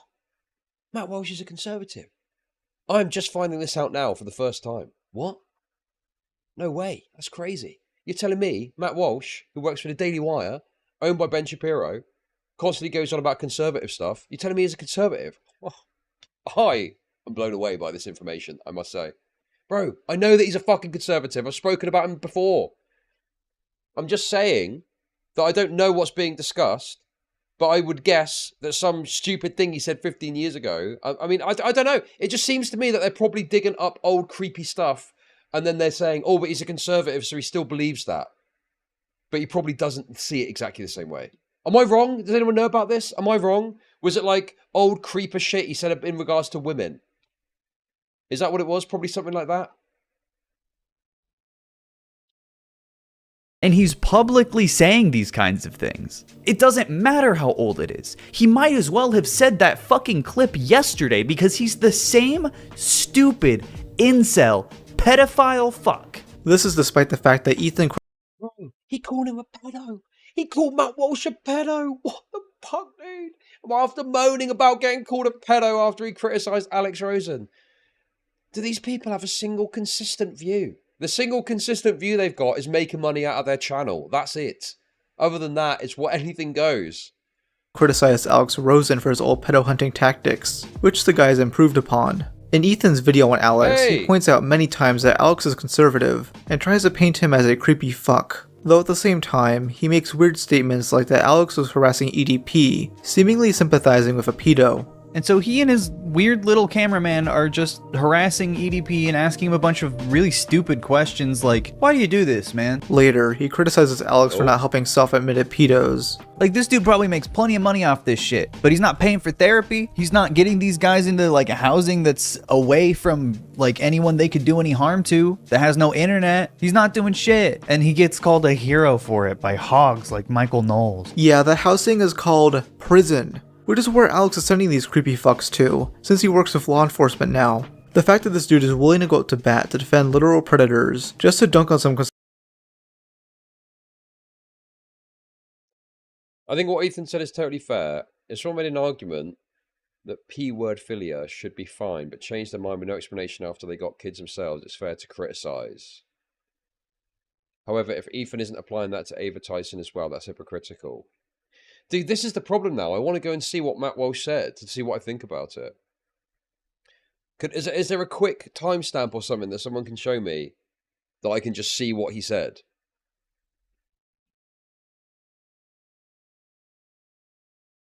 Conservative is really bizarre to me, man. He could have just not mentioned any of the predator stuff and focused on the guy's beliefs, but no. Yes. Is it just because they're idiots? Are they idiots? Yeah, I'd say a lot of them are, but you know, Okay, Michael Knowles is a fucking idiot. And what kind of question is that? Are pedophiles because they're stupid? This is the same guy who made a video trying to disprove the gay groomer narrative, and then twisted it by saying Catholic conservatives are the real pedos, with his only example being a 50-year-old case of a gay priest molesting a boy. It is pretty extensively documented how much of a pedophile defender Archbishop John Roach was. He literally had the sexual assaulter of multiple boys. Good job, Ethan, defending gay people by listing off one of them as an example. Another BreadTuber who's been downplaying the Ava situation is Denims, and I eventually plan to... Hey! Yo, let's go! Denims reference! I think I looked at a Denim stream talking about this, and it was just too much. It was too, like, all over the place, so I didn't bother watching it. But I'm sure that, you know, she had terrible takes. Talk about her takes on this in a future video. Basically, she spends 2 hours slowly reviewing the drama, and cherry-picking the lousiest evidence to show to her audience. She claims she doesn't think the art on Ava's wall was lolly, and dismisses other tweets she made as edgy nonsense. When called out on her hypocrisy, she reacts with hostility. Oh, you guys are so Kitty you guys Cat, are so thank cute. you for doing that. Appreciate it. Thank you. One day after the former Twitch staff tweet about Doc, but now your narrative. Why did we ban him? I was responding. But now your narrative changes when the pedo is trans. Did you? I think it's cute that you want to believe that we're not consistent, but we are. It's you guys that aren't consistent. I think buying a poster from this weird pedo Nazi artist is fucking creepy and strange. I also think a 33-year-old man trying to meet up with a minor is creepy and insane. But it's cute that you want to believe that we're not consistent on our positions. She's referring to the Dr. Disrespect situation. Oh, yeah, I covered that, yeah. Basically, brought up the Mutar video, said, I'm not going to watch the video, and just spoke at length about how transphobic the thumbnail was. That's the sign of someone who is, like, trying to, like, oh, how can I talk about this in a way where I don't actually have to engage with what's being said? It was so transparent watching it.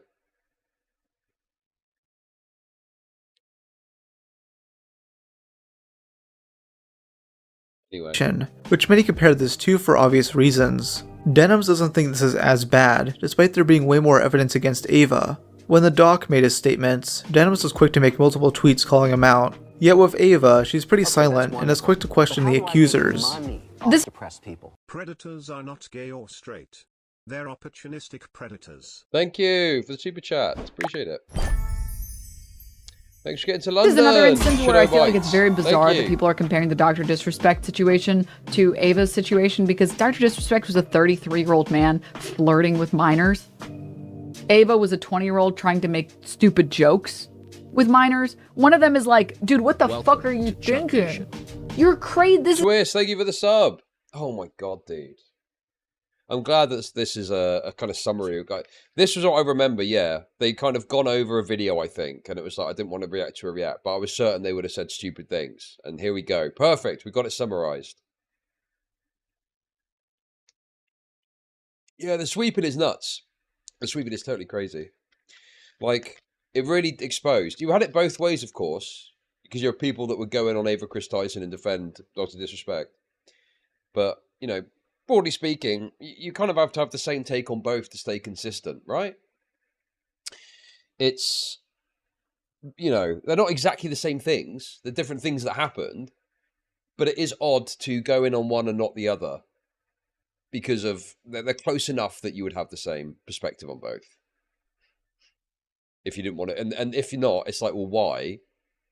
And it doesn't seem like people would be able to present good reasons for that. It's just, in one case, one is trans. Well, it's that one is trans and one isn't. And that was the reason for both sides of why they did it, you know? is you're trying to commit a felony. And the other one is like, oh my God, you are cringe. You are beyond cringe.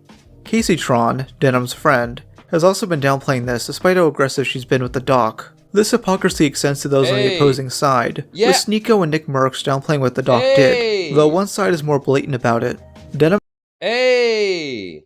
Base, he's calling that out too. Although, to be honest with you, I would actually disagree on Nick Merckx. I don't think that Nick Merckx did downplay it, to be honest. I watched his full coverage when he spoke about it. I think if you just watch those short clips, I can see why, you know, you would look at it that way. But he actually did a longer video, and he was like quite condemning. He was like saying he was even like having a go at his chat. He was saying like, no guys, come on, like this is really bad, and you know, I can't associate with him anymore. And I think he was quite open about it too, in that he basically, is he even going into this? He basically said, look guys, and he explained the reason it was inconsistent is because he recognized that he was friends with Dr. Disrespect. And he was like, I'm learning about this for the first time too. So he was even upfront about the fact that, look, this is my friend, and I'm kind of going through it, figuring it out too. So I like, with all that considered, I think he was, you know, pretty reasonable on how he went about it, really. You know, he actually referenced his bias, which is quite rare that people actually do that. So looking at his full response, I don't think I'd include, like, because Sneeko was very different. Sneeko was just Ava Chris Tyson, bad. Dr. Disrespect, all the excuses in the world, including claiming things that weren't known about it, like the person was 17 and so on, right? So I think that's the other issue too, is Sneeko and Nick Merckx were like worlds apart in terms of their response to it, with Nick Merckx being very condemning. So yeah, I suppose that's the other thing I would say is I would, you know, Sneeko and probably, like, Sneeko and the Quartering would probably be a better duo to reference in that, I'd say. But anyway, let's continue. Adams has flat out admitted before that she doesn't think covering drama from her neck of the woods is worth her time, saying this in the same stream where she defends Keffels. My perspective is, I don't like to spend my time going after other people that are on the left, right? And that's just because I think my time is better spent making fun of people on the right. You guys can disagree, and I'm not saying that no one should ever do this, and I'm not saying that I think it's bad to do this. I'm saying I don't like to spend my time fighting with people who are saying that they're on the left. The fact she'll openly say this just shows how brainwashed her audience is. Yes. Noah Samson is also guilty of this, as he'd go out of his way to accuse Think Before You Sleep of leading to Illumination's doxing. Bro, that is so shameless, isn't it, to say that out loud? You know, dude. Creates a dangerous dynamic, though. What if someone did something even worse? You're not going to talk about it or criticize them because they're on the left. They're not on the left or on the left or whatever, you know? Very cringe behavior. Yet only a month prior, he was called out for being publicly friends of a known doxer. This is Bad Empanada, another BreadTuber who, just like Noah, hates Vaush and Xanderhall. Emp invited Noah to be part of his charity stream, with Noah making a now deleted community post. He'd get some flack for this and not attend, with Emp mentioning this on the stream. Yeah, someone in chat's asking about I haven't seen him. Asking about Noah. What about Noah Samson? Noah said that he can't come on. I'm not sure if he can't come on because he got like yelled at by vaush pedophile fans, or because he just actually can't come on. But it's one of those. Damn. The real reason is because he got called out by other leftists for supporting a known doxer, who sent targeted harassment campaigns against his critics. This guy also... Yeah, Bad Empanada's a fucking nutter. What is this? Oh, Ryan Beard. Oh my god, Mr. Beard as well is getting a little reference too. For supporting a known doxer, who sent targeted harassment campaigns against his critics. This guy also has a history making pro 9/11 statements, and is allegedly a creep. One of the guys he doxed was someone he was trying to sue, for alleging that he was a pedophile, which there is evidence for, though it's nothing super concrete. But yeah, Noah has never made a public statement regarding Empanada, though he left up a community post regarding unrelated criticism. These two are still following each other on Instagram, so this tells me that Noah doesn't give a shit about harassment or doxing, as long as someone he likes does it. I mean, here's him initiating a targeted harassment campaign against Xanderhall.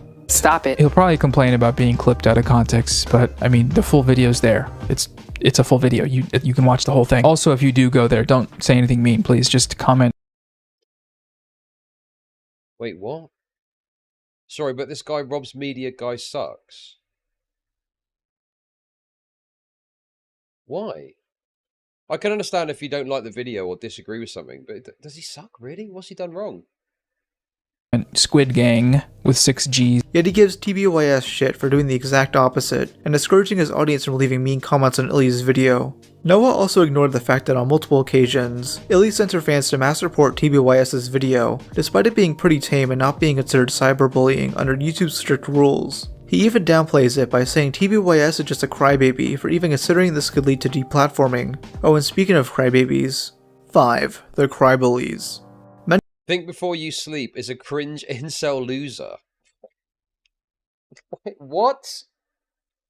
I don't know much about him. Is he an incel? I don't know about that, dude. That seems a bit silly, but I mean, in that drama overall, Think Before You Sleep was in the right and correct, I think. I feel like the whole discourse around it was dumb. I mean, to be honest with you, it was like an ongoing, it was like a fucking month-long epic drama. Like, it just never seemed to end. It was just endless. Like, the new video would come out and so on. And then fucking Matey Boy, Noah Samson released his video about it.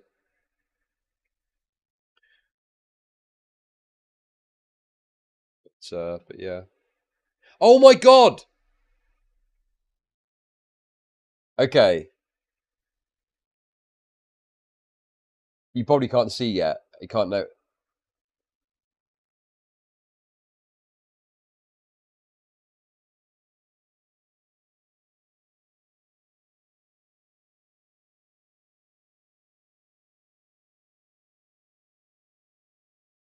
Many of these forming. Oh, and speaking of crybabies, 5. The Crybullies.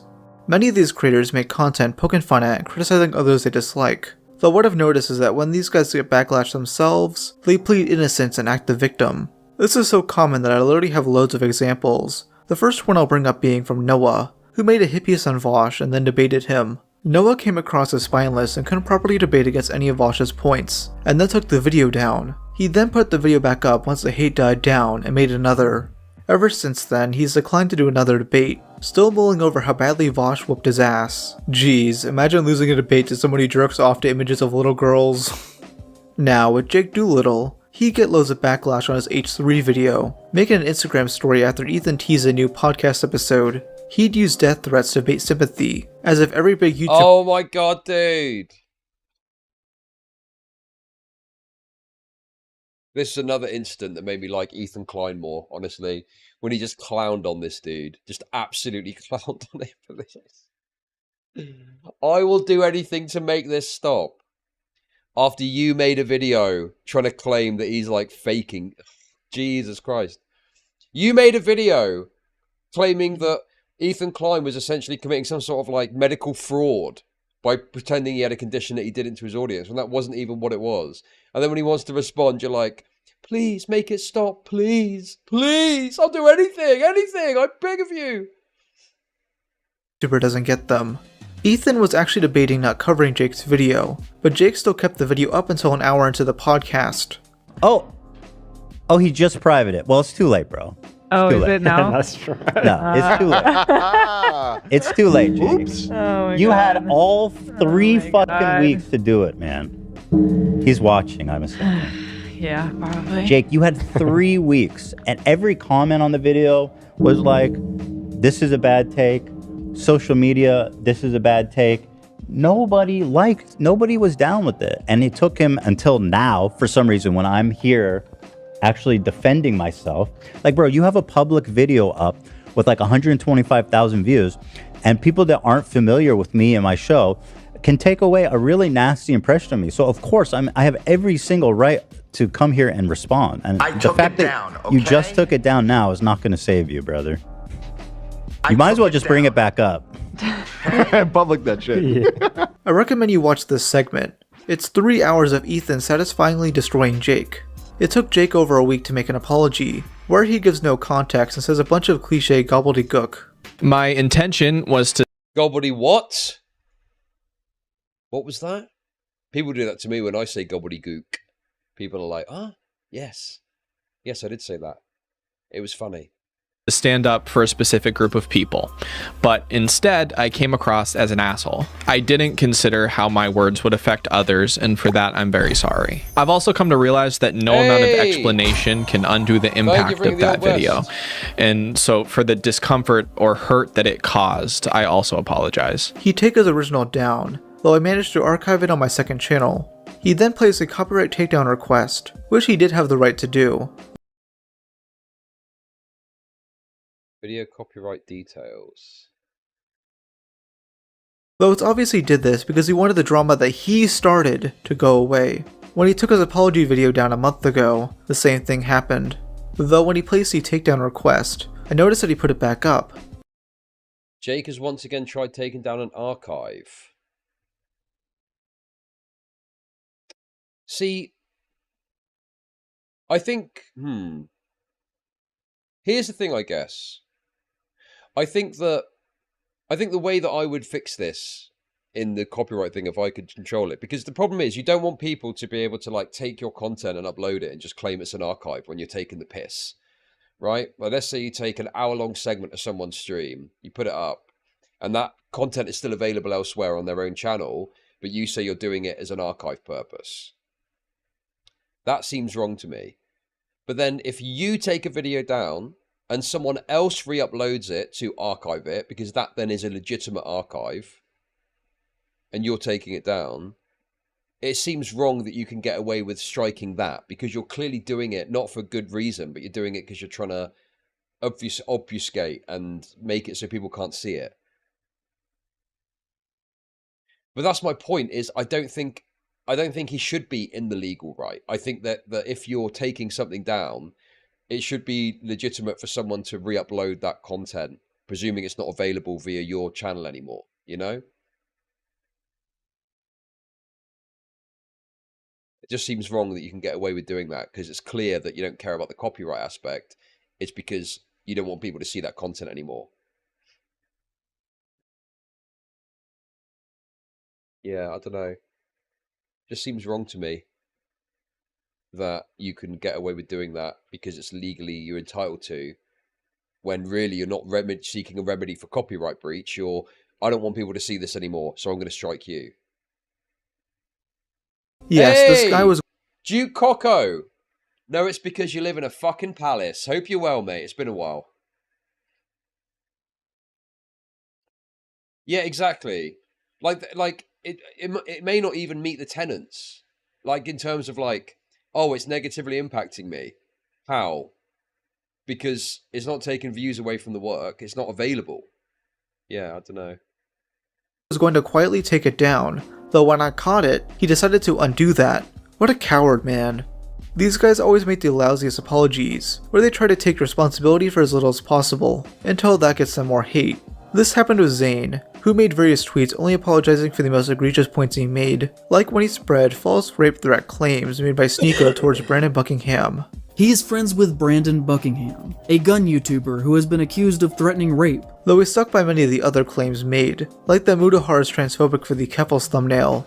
Zayn would then rant on Discord about the hate, effectively getting off social media after deleting the video. I find this funny because he was talking about how he was low on money since his videos barely get views anymore, and he hasn't uploaded in 3 months. Then we get to Nick, who should get the world record for making the most apologies to a single case of drama. There's at least 5 I can think of, with the most concrete being the one he uploaded in January. He finally fully admits to fucking up in regards to the super mega drama, and shows regret towards the other mean-spirited videos he's made. Remember, this guy spent months avoiding responsibility, and only made this as a last-ditch effort to regain some of his audience. After Nick's most recent apology, which he made on his 3rd channel, Ethan would go live on Twitch and get asked about it. He gets immediately angry, and basically pushes all the blame regarding the super mega controversy to Nick. People were praising him for the vid. Yeah, annoying commentary watchers and liars. Oh my god. We're saying this is such a good video because you apologized to the guys that I like. And apologized for, you know, hurting their feelings, I guess. He literally apologized for playing the gif of fucking Matt Watson getting punched in the face. You're really apologizing for that? He's a rape apologist. He's a rape apologist. You really apologizing for that? Oh my god, dude. I've already covered this. So I've already said my piece about it. But yeah, I mean, very dishonest presentation. He's obviously not apologizing. He's apologizing because he felt it was the right thing to do because, you know, it added an element or a dynamic to his video that he didn't want. In retrospect, you know. I wish Ethan's Kiwi Farms thread gets out of Proving Grounds. Oh, has he got a thread, is he? That's interesting. What's the criteria for it to move across to the main board? How is that determined? Is there like a laid out process, or is it just like when the vibes are right?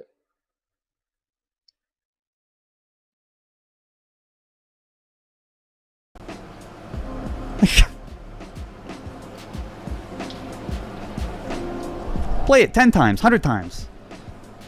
I can't be friends with people who are that, like, easy to fold. I can't trust people like that. Ethan, that's you. Dude, remember the Alex Rosen video? When you got shit for that, you made a Twitter thread basically victimizing yourself, and whining about people jokingly calling you a pedo, yet you have a history of loosely calling others pedos. They think that I'm mature enough to have a 9-year-old daughter. And be a pedophile too, because you look like a pedophile. So Jesus Christ, dude. This guy's so... Oh my god. Yes, that's another point too. So, off the back of this video, he complained about getting called a pedo by others when you were doing it yourself. What? What ground has he got to stand on? Ethan is just as spineless as Nick, but he has more of a fake tough guy persona, as seen anytime he DMs a creator he doesn't like. About a week after that Nick stream, Ethan would go live again, with Lex this time, where they'd basically get rated by lyrics. I was watching this live and had a bit of fun trolling them myself. You and Vaush to date. What? Why would you say that?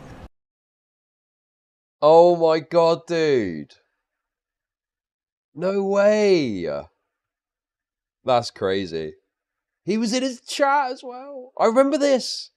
I saw this guy trolling at the time. Did I comment on this? I can't remember. That's funny though. Animal control owns you. What does that mean?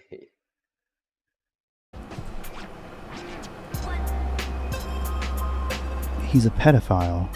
They basically get riled up at every little joke someone makes, acting as if they have the moral high ground while not realizing everyone is wasting their time. Still think you should watch the Big Bungie video on you? Would wipe the slate clean with this chat. That video has fucking revenge porn in it. It is a deranged, like, fucking delusion made by a 4chan basement dweller. I'm not watching that. You're sick in the head if you think there's fucking good critiques in it, and if you want to fucking make the points, repeat them. Regurgitate like you do all these dumbass questions. Based Bungie. My favorite YouTuber, Bazy Bungie. It's so funny to see you seethe. Dude, you haven't made a single point. I hope you're proud of yourself. But you haven't. Yes, that's Lex's real laugh. She got that Kamala Harris hyena screech. Hey, God, you're so stupid! Is it? Wait, I'm You're getting so gaslit. stupid! Average intelligence of my fucking haters, dude. Right fucking here. All Doesn't even these know losers in chat need to go get a fucking job. Oh, it was the wrong word. I Y'all are focused some on lame-ass limp blurp mother fukers. Instead of making a proper video debunking the hate he gets, he'd rather spend hours of his time debating random shitters. He'd end up privating this VOD, but archives do exist. Now lastly, I want to briefly cover Vaush's defense. Yes. Well, it's not really an archive, but I think my coverage of it is up. Anytime ethanisonline does something really dumb, it's like time to make a bit of money. In fact, he commented on it, didn't he? He made a comment about one of my 30k view videos or something. Slowly leaving the internet, or at least trying to. You got Keffels, who deleted her last few YouTube videos, and has been silently streaming since May. Then she pretty much decided to leave the internet, after messages leaked of Xanderhall threatening to beat her and her orbiters to death, all because they have small personal disagreements, and the fact that Keffels was friendly with Shoe-on-Head in the past. It was also revealed that Xanderhall abused his editor and didn't pay them. Sticking by Keffels, even after the Muda video, was Tipster, a former Hey, tip 10, tip 10, tip 10, tip 10. Let's go. Give us the tip 10, Rob. Let's have it. former commentary streamer who's married yet likes to hit on other women. He not only defended Keffels. Oh, we got some classic tips. You want classic tip 10? A former commentary streamer who's married. Don't worry, Rob's got you covered. Gotcha, thank you. Anything for a pink-haired hot goth mummy, Lamau JK. Crying face emoji. Crying face emoji, crying face emoji. What can I say? I've got a thing for goth chicks. Ha ha ha ha ha. Don't we all? Lol. Yet likes to hit on other women. He not only defended Keffels, but also defended Vaush's lolly obsession. He ended up removing all the videos on his channel after the backlash, but then put back up the videos he made after aligning himself with BreadTube. Finally, we get to Jalen, someone of Bro, no way we're going to go into Jalen. See, this is like out, you know, the tipster is as well, I guess, but Jalen is like someone who I've talked about a bit. But primarily, they've been like someone that the other commentary people like the Nicholas D'Aurelio moments and stuff like that. Lord of War, thank you for the super chat. Appreciate it. But I've had one interaction with Jalen. And it was when they made a stupid comment in regards to H3 and Vaush. Where they said that H3 had lost more subs than Vaush over the drama that happened. And I said, well... Hey, I was quote tweeted and I said, well, H3 have got more subs, so as a percentage, they're losing less. That's what matters, right? Like if you've got 10 subs and you lose a single sub, right? Well, if you've got 10 subs, right, you might lose 10 subs and that's all your subs gone. But a million sub channel using 10 subs, you're not going to care. Like, percentages matter in all of this. Anyway, they responded to that tweet calling me a fascist, would you believe? They said I was a fascist.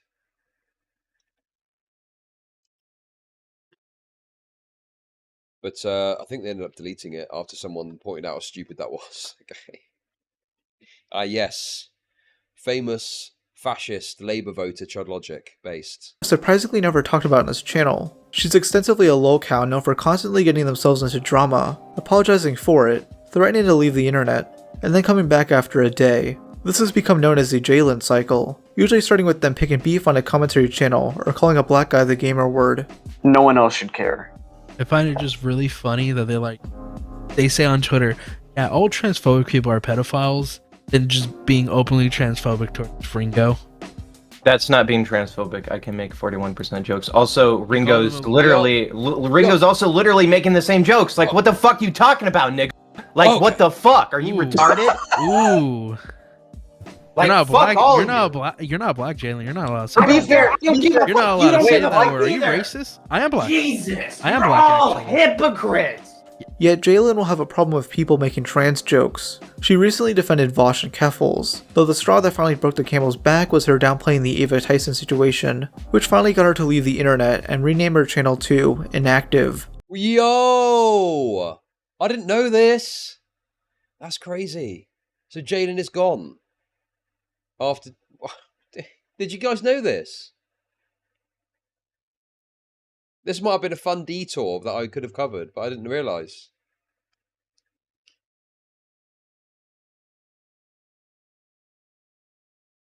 I mean, it's a bit of a sad indictment, isn't it? Yeah, exactly. Like, no one noticed.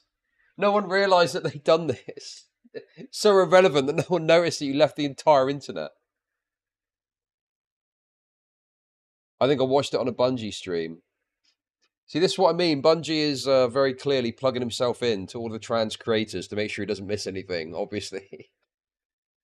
Many breadtubers rely on flimsy arguments that can easily be debunked, and when they do get debunked, they throw a hissy fit about it and act innocent. If you're going to shit talk on the internet, be ready for others to shit talk you. But many of these guys have no backbone and can't even take jokes. And that leads to my last point.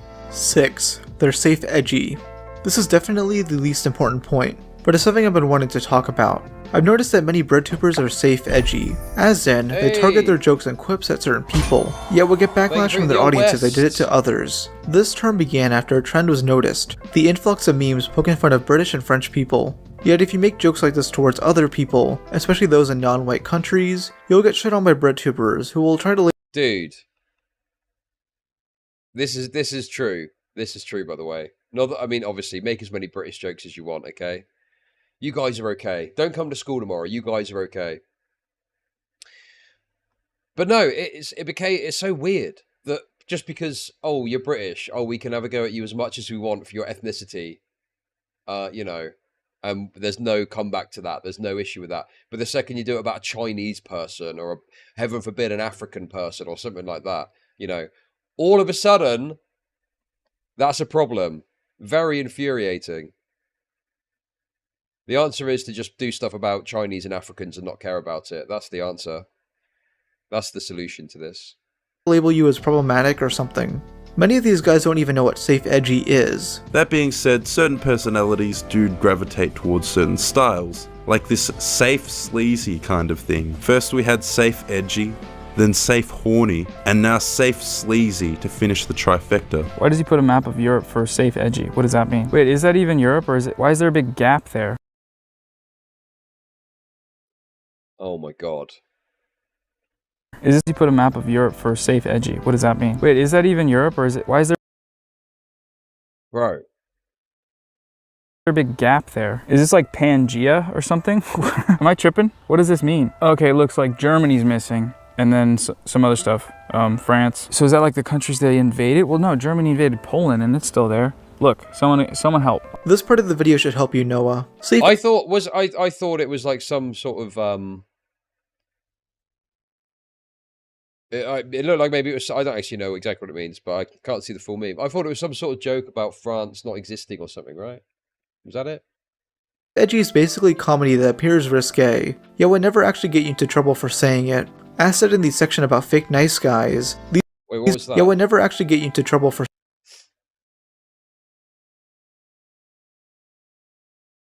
This safe, edgy kind of humor is quite possibly the unfunniest thing ever.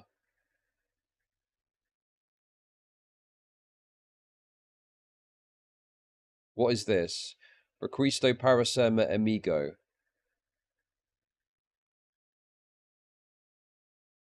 for saying it. As said in the section about fake nice guys, these breadtubers only make fun of the appearances of straight men, or those who politically disagree with them. But, let's say, if they were to make fun of a trans person's appearance, they get eaten alive by their own audience. They basically Oh, requirements for being my friend. Okay. Okay, got it. trap themselves into a box they can't escape. He's not a breadtuber per se, but this sort of thing happened with Ethan Klein a few years ago. Oh my god. Yes. As much as Ethan is better now, I'm glad he's mentioning this, because Ethan Klein was probably like one of the biggest people guilty of this, if you remember. For a time, it was obnoxious how much he did this safe, edgy shit, where as long as the person was correct, you can say whatever you want. And it's annoying as well, because sometimes he would say funny things, right? Like the thing about Ben Shapiro was hilarious. The problem was that it was the hypocrisy of having issues when people do it to others. But it was like, it was quite funny, to be honest. On the rare occasion he said something actually edgy, he'd get crucified for it. I mean, Jake Doolittle was part of that audience, and he got offended over some jokes Ethan made about chronic illnesses. Yo! Sugarlock's just reached Madrid. That's crazy. Thank you. Thank you for that. I appreciate it. Let's go. The Madrid board has been reached. We're laughing. Thank you for hitting London. I'm sorry, guys. I feel bad, but it's difficult because I've already done the London one now. I do appreciate it, but I can't have the same energy.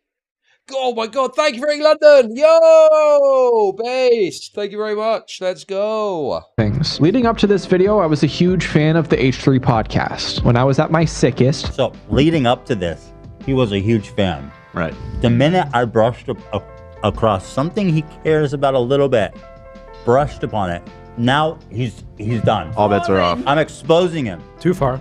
Something that I really want to talk about with this topic is that safe edginess can exist on both sides of the political extremes. I mean, one side normalizes jokes about religion, white people, masculinity, while the other side normalizes jokes about racial and sexual identity. The opposing side will get offended by the other's jokes, yet will make equally edgy material relating to what they deem socially acceptable. I think you should make jokes about any of this, as long as it's a joke. You can't be talking about why America deserves 9/11 unironically and present that as a joke, because there's no punchline. America deserved 9/11. I can't disavow facts, man. I can't disavow reality. That's not how that works, bro. Like, even ironically, it's not funny because there's nothing else to the joke. That's why Shane Dawson's old comedy isn't funny. There's nothing to the joke besides doing something edgy. Even ignoring the safe edgy problem, I still wouldn't find these guys funny. Much of their humor comes from them being snarky or passive aggressive, which only works if you're likable. If you've been paying attention to this video, you'll notice that these guys are the opposite of likable. They seem pretentious and all-knowing. Bro, it's... Dude. Literally repeating the same Assange situation again. I passed me by a bit. Dude. Whoa, what is this pause I did? Well, the thing is, like, there is... Like, look, guys, okay? Obviously, the problem is you need to differentiate. Innocent people don't deserve to die, right? That much is true. You should never in any way ever say that anyone that was harmed or hurt or died in that situation deserved to do so, right?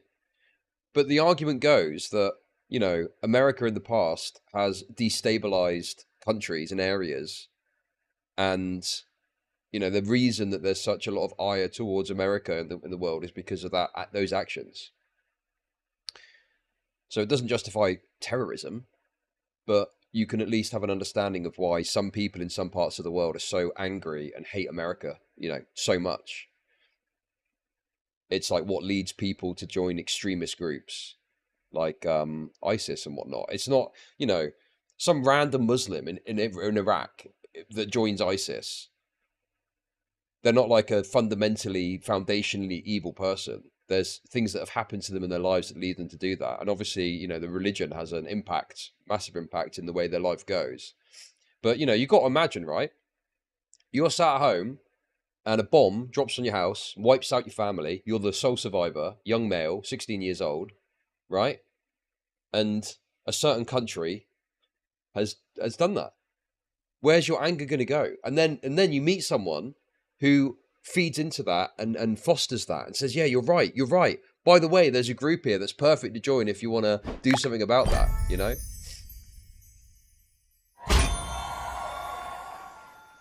That's a hard disagree. What do you disagree with exactly? What am I wrong about? That is exactly what happens. How can you disagree with that? That is just a thing that happens. You know, if there was some fucking massive thing that happened in America, you know, a bunch of missiles dropping and a bunch of innocents getting wiped out, you know, en masse. And then it's like, oh, Canada did it. Come and join the military, we'll go and fight Canada. That's not, you think that's not going to happen? Like, be fucking real for a second, okay? Being able to make fun of themselves and have self-awareness. I mean, at the slightest joke at their expense, they get furious. I mean, here's Nick, making multiple different tweets, raging over the most tame TikTok comment in existence. Though there is one BreadTuber I do find funny, Ryan Beard. Wait! Ryan Beard has actually become more based as time has gone on. I feel like he's kind of moved away from being 100% soy. Do you know what it is? I could tell when I was looking at him, I could feel this energy that he was getting annoyed with some of the leftoid shit, but he felt it difficult to express it because he's so in those communities. But I think he has put his head above the parapet a bit now and criticised some of this stuff, you know? Like, I think he was criticising some of the insanity over Israel-Palestine and stuff like that. But I've not really followed him, to be honest. What's he like now? What's he doing now? Here's Nick, making multiple different tweets, raging over the most tame TikTok comment in existence. Though there is one BreadTuber I do find funny, Ryan Beard. I mentioned Ryan Beard at the end there because for the past 8 months, I've noticed his fair criticism of many of the other BreadTubers in this video. Now, I'm not a big fan of Ryan. In fact, I disagree with a few of his takes. Though at the end of the day, that's bound to happen. Not everyone is going to have the same thought process as you. What really matters is your ability to argue for what you stand for. I appreciate Ryan now because he's the only BreadTuber I've seen actively call out the rash and improper behavior of his peers. In pretty respectable ways, mind you. I first noticed this with Jake Doolittle's H3 hit piece, as Ryan left a constructive comment explaining why the video was bad. Jake, being a pouty child, deleted this comment and many others. Ryan would also call out Noah Samson for working with bad empanada, seeing him as a bad look. Then he'd criticize Keffels for trying to accuse Muda of being The son of the founder of Hamas, the Green Prince, betrayed Hamas and joined Mossad. They can snap out of it. Yeah, of course. Anyone that goes into an extremist view can, of course, move away from that. But I think you're denying reality if you're denying that, you know, America's actions and destabilizing behavior that they've engaged in over the time. God, do you know what, dude? This is like, it's so annoying, right? That unless, like, it's either you got to say America bad or America good. Pick one, okay? Either pick America bad and be a fucking Hassan Arbi whatever, or pick America good and be a fucking neocon, right? When nothing is that simple. And, you know, I have always said about how stupid these America bad takes are and you know, just constantly talking about how stupid and bad America is. And it's like, I'm just saying, like, yeah, there's definitely shit America's done that's bad that, you know, puts a fire in someone that leads them to action. And certainly that action is funneled and guided by people in groups like ISIS. But that does happen. And people are acting like I'm saying something fucking insane. Right? Like, no, America isn't bad. And America didn't deserve 9/11. But I feel like it's undeniable that their actions abroad have caused some of these issues that have then led to the pathway of history, you know? Like, what is it? The fucking Mujahideen shit. You know, preparing a force for war against the threat at the time, communists in the USSR, only for that group to morph and transform into the group which led to like Osama bin Laden coming to power and influence. And then, do you know what I mean? Like all of this, you know, all of this has an influence. There's the pathway of history affects everything. It's like a river flowing, you know?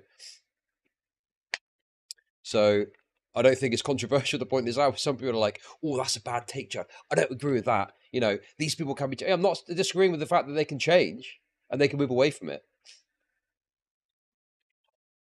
But, you know, I mean, I just think that it's very naive to act like, you know, America have got no fault or no role to play in some fashion, even in a small way, in the pathway that some of these people take in their life that lead them to join these extremist groups, you know? So yeah, that's all. Transphobic. When Gokunaru was discussing Zane's Wendigoon video, Ryan would show up in chat and rightfully criticize the guy, strangely agreeing with a Cheeto, which I thought could never happen. See, this is the goated nature of a Gokunaru stream. We can have Ryan Beard and a Cheeto in the same fucking stream chat. Do you understand how universal this little experience is? It's like a cultural exchange, bro. During Ethan's livestream meltdown, Ryan would chat on Lynyrix' stream. Yo, what is... Dude. Destabilized by the CIA, why did they have a country checkmate show? Yeah, that's another good point as well. I think a lot of the criticism of the CIA in 2024 is dumb. Like, it's really stupid. Like, there's people that will say, oh, it's come from the CIA. Well, that's a lie. That's not true then. That can't be right. And it's like, well, no, the CIA have got access to some of the most advanced and sophisticated software and technology, that the information they gather is often very good and very accurate, right? But the CIA have undoubtedly in the past participated in disruption in other nations, you know, democratic due processes and stuff like that, you know?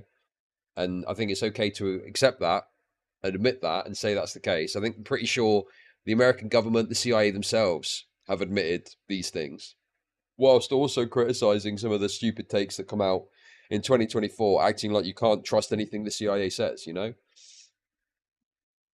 But yeah. Anyway, sorry, we're missing stuff. This little experience is like a cultural exchange, bro. During Ethan's livestream meltdown, Ryan would chat on Lynyrix' stream. Yo, what is... Dude, what is this alliance? Is this Mr. Beard? Yo! It's Ryan Beard. Ethan needs to log off. He's clearly spiraling, but doesn't... What happened? Wait, did something happen to Ryan? Is this the real Ryan Beard? What happened to Ryan Beard since the last time I've seen him? Ethan needs to log off. He's clearly spiraling, but doesn't realize it. Him and Lex suck, though, so whatever.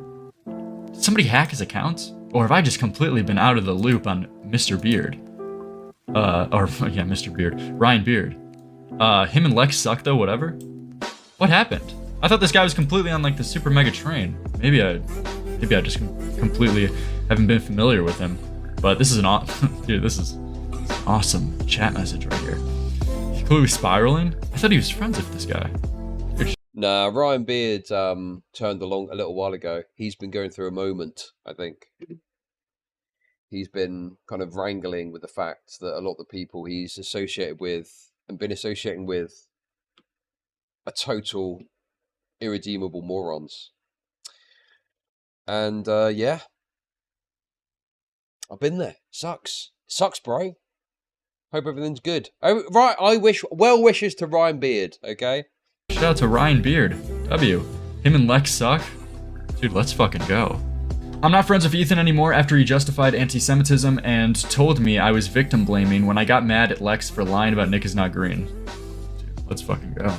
Dude, Ryan Beard is fucking spitting flames in the chat right now. I'm still just as much of a leftist, but Ethan makes other leftists look like freaks when he releases terrible videos, like the Alex Rosen one, so I have no desire to associate with him. Dude, based Ryan Beard. Hey man, I'll see you later, Ryan Beard. Don't worry though, if Ethan calls you a pedo, that just means that he wants you to get free therapy. Lol, alright, I need to stop. See you guys later. Have a good one, man. This is why I'm starting to like Ryan. Even if you disagree with something he said, this guy has, you know, morals. He has morals that he stands by and can actually interact positively with those who differ from him. In other words, he's actually a mature adult. And honestly, not all breadtubers are bad. Some of the others I failed to mention Bro! Oh no. Well. Okay. are just people I disagree with. You can criticize them for that, but they're not awful people. But like Ryan said, they're Okay, I agree with that. Yeah. I don't think D'Angelo Wallace is a horrible person. Yeah. Okay. I think that's probably fair. When I cover D'Angelo Wallace, I don't think, oh, this is like a terrible, shitty person. It's more just like, I really disagree with the soy shit they're saying. Maybe a little while ago, sure, they were more bad or something. I don't know.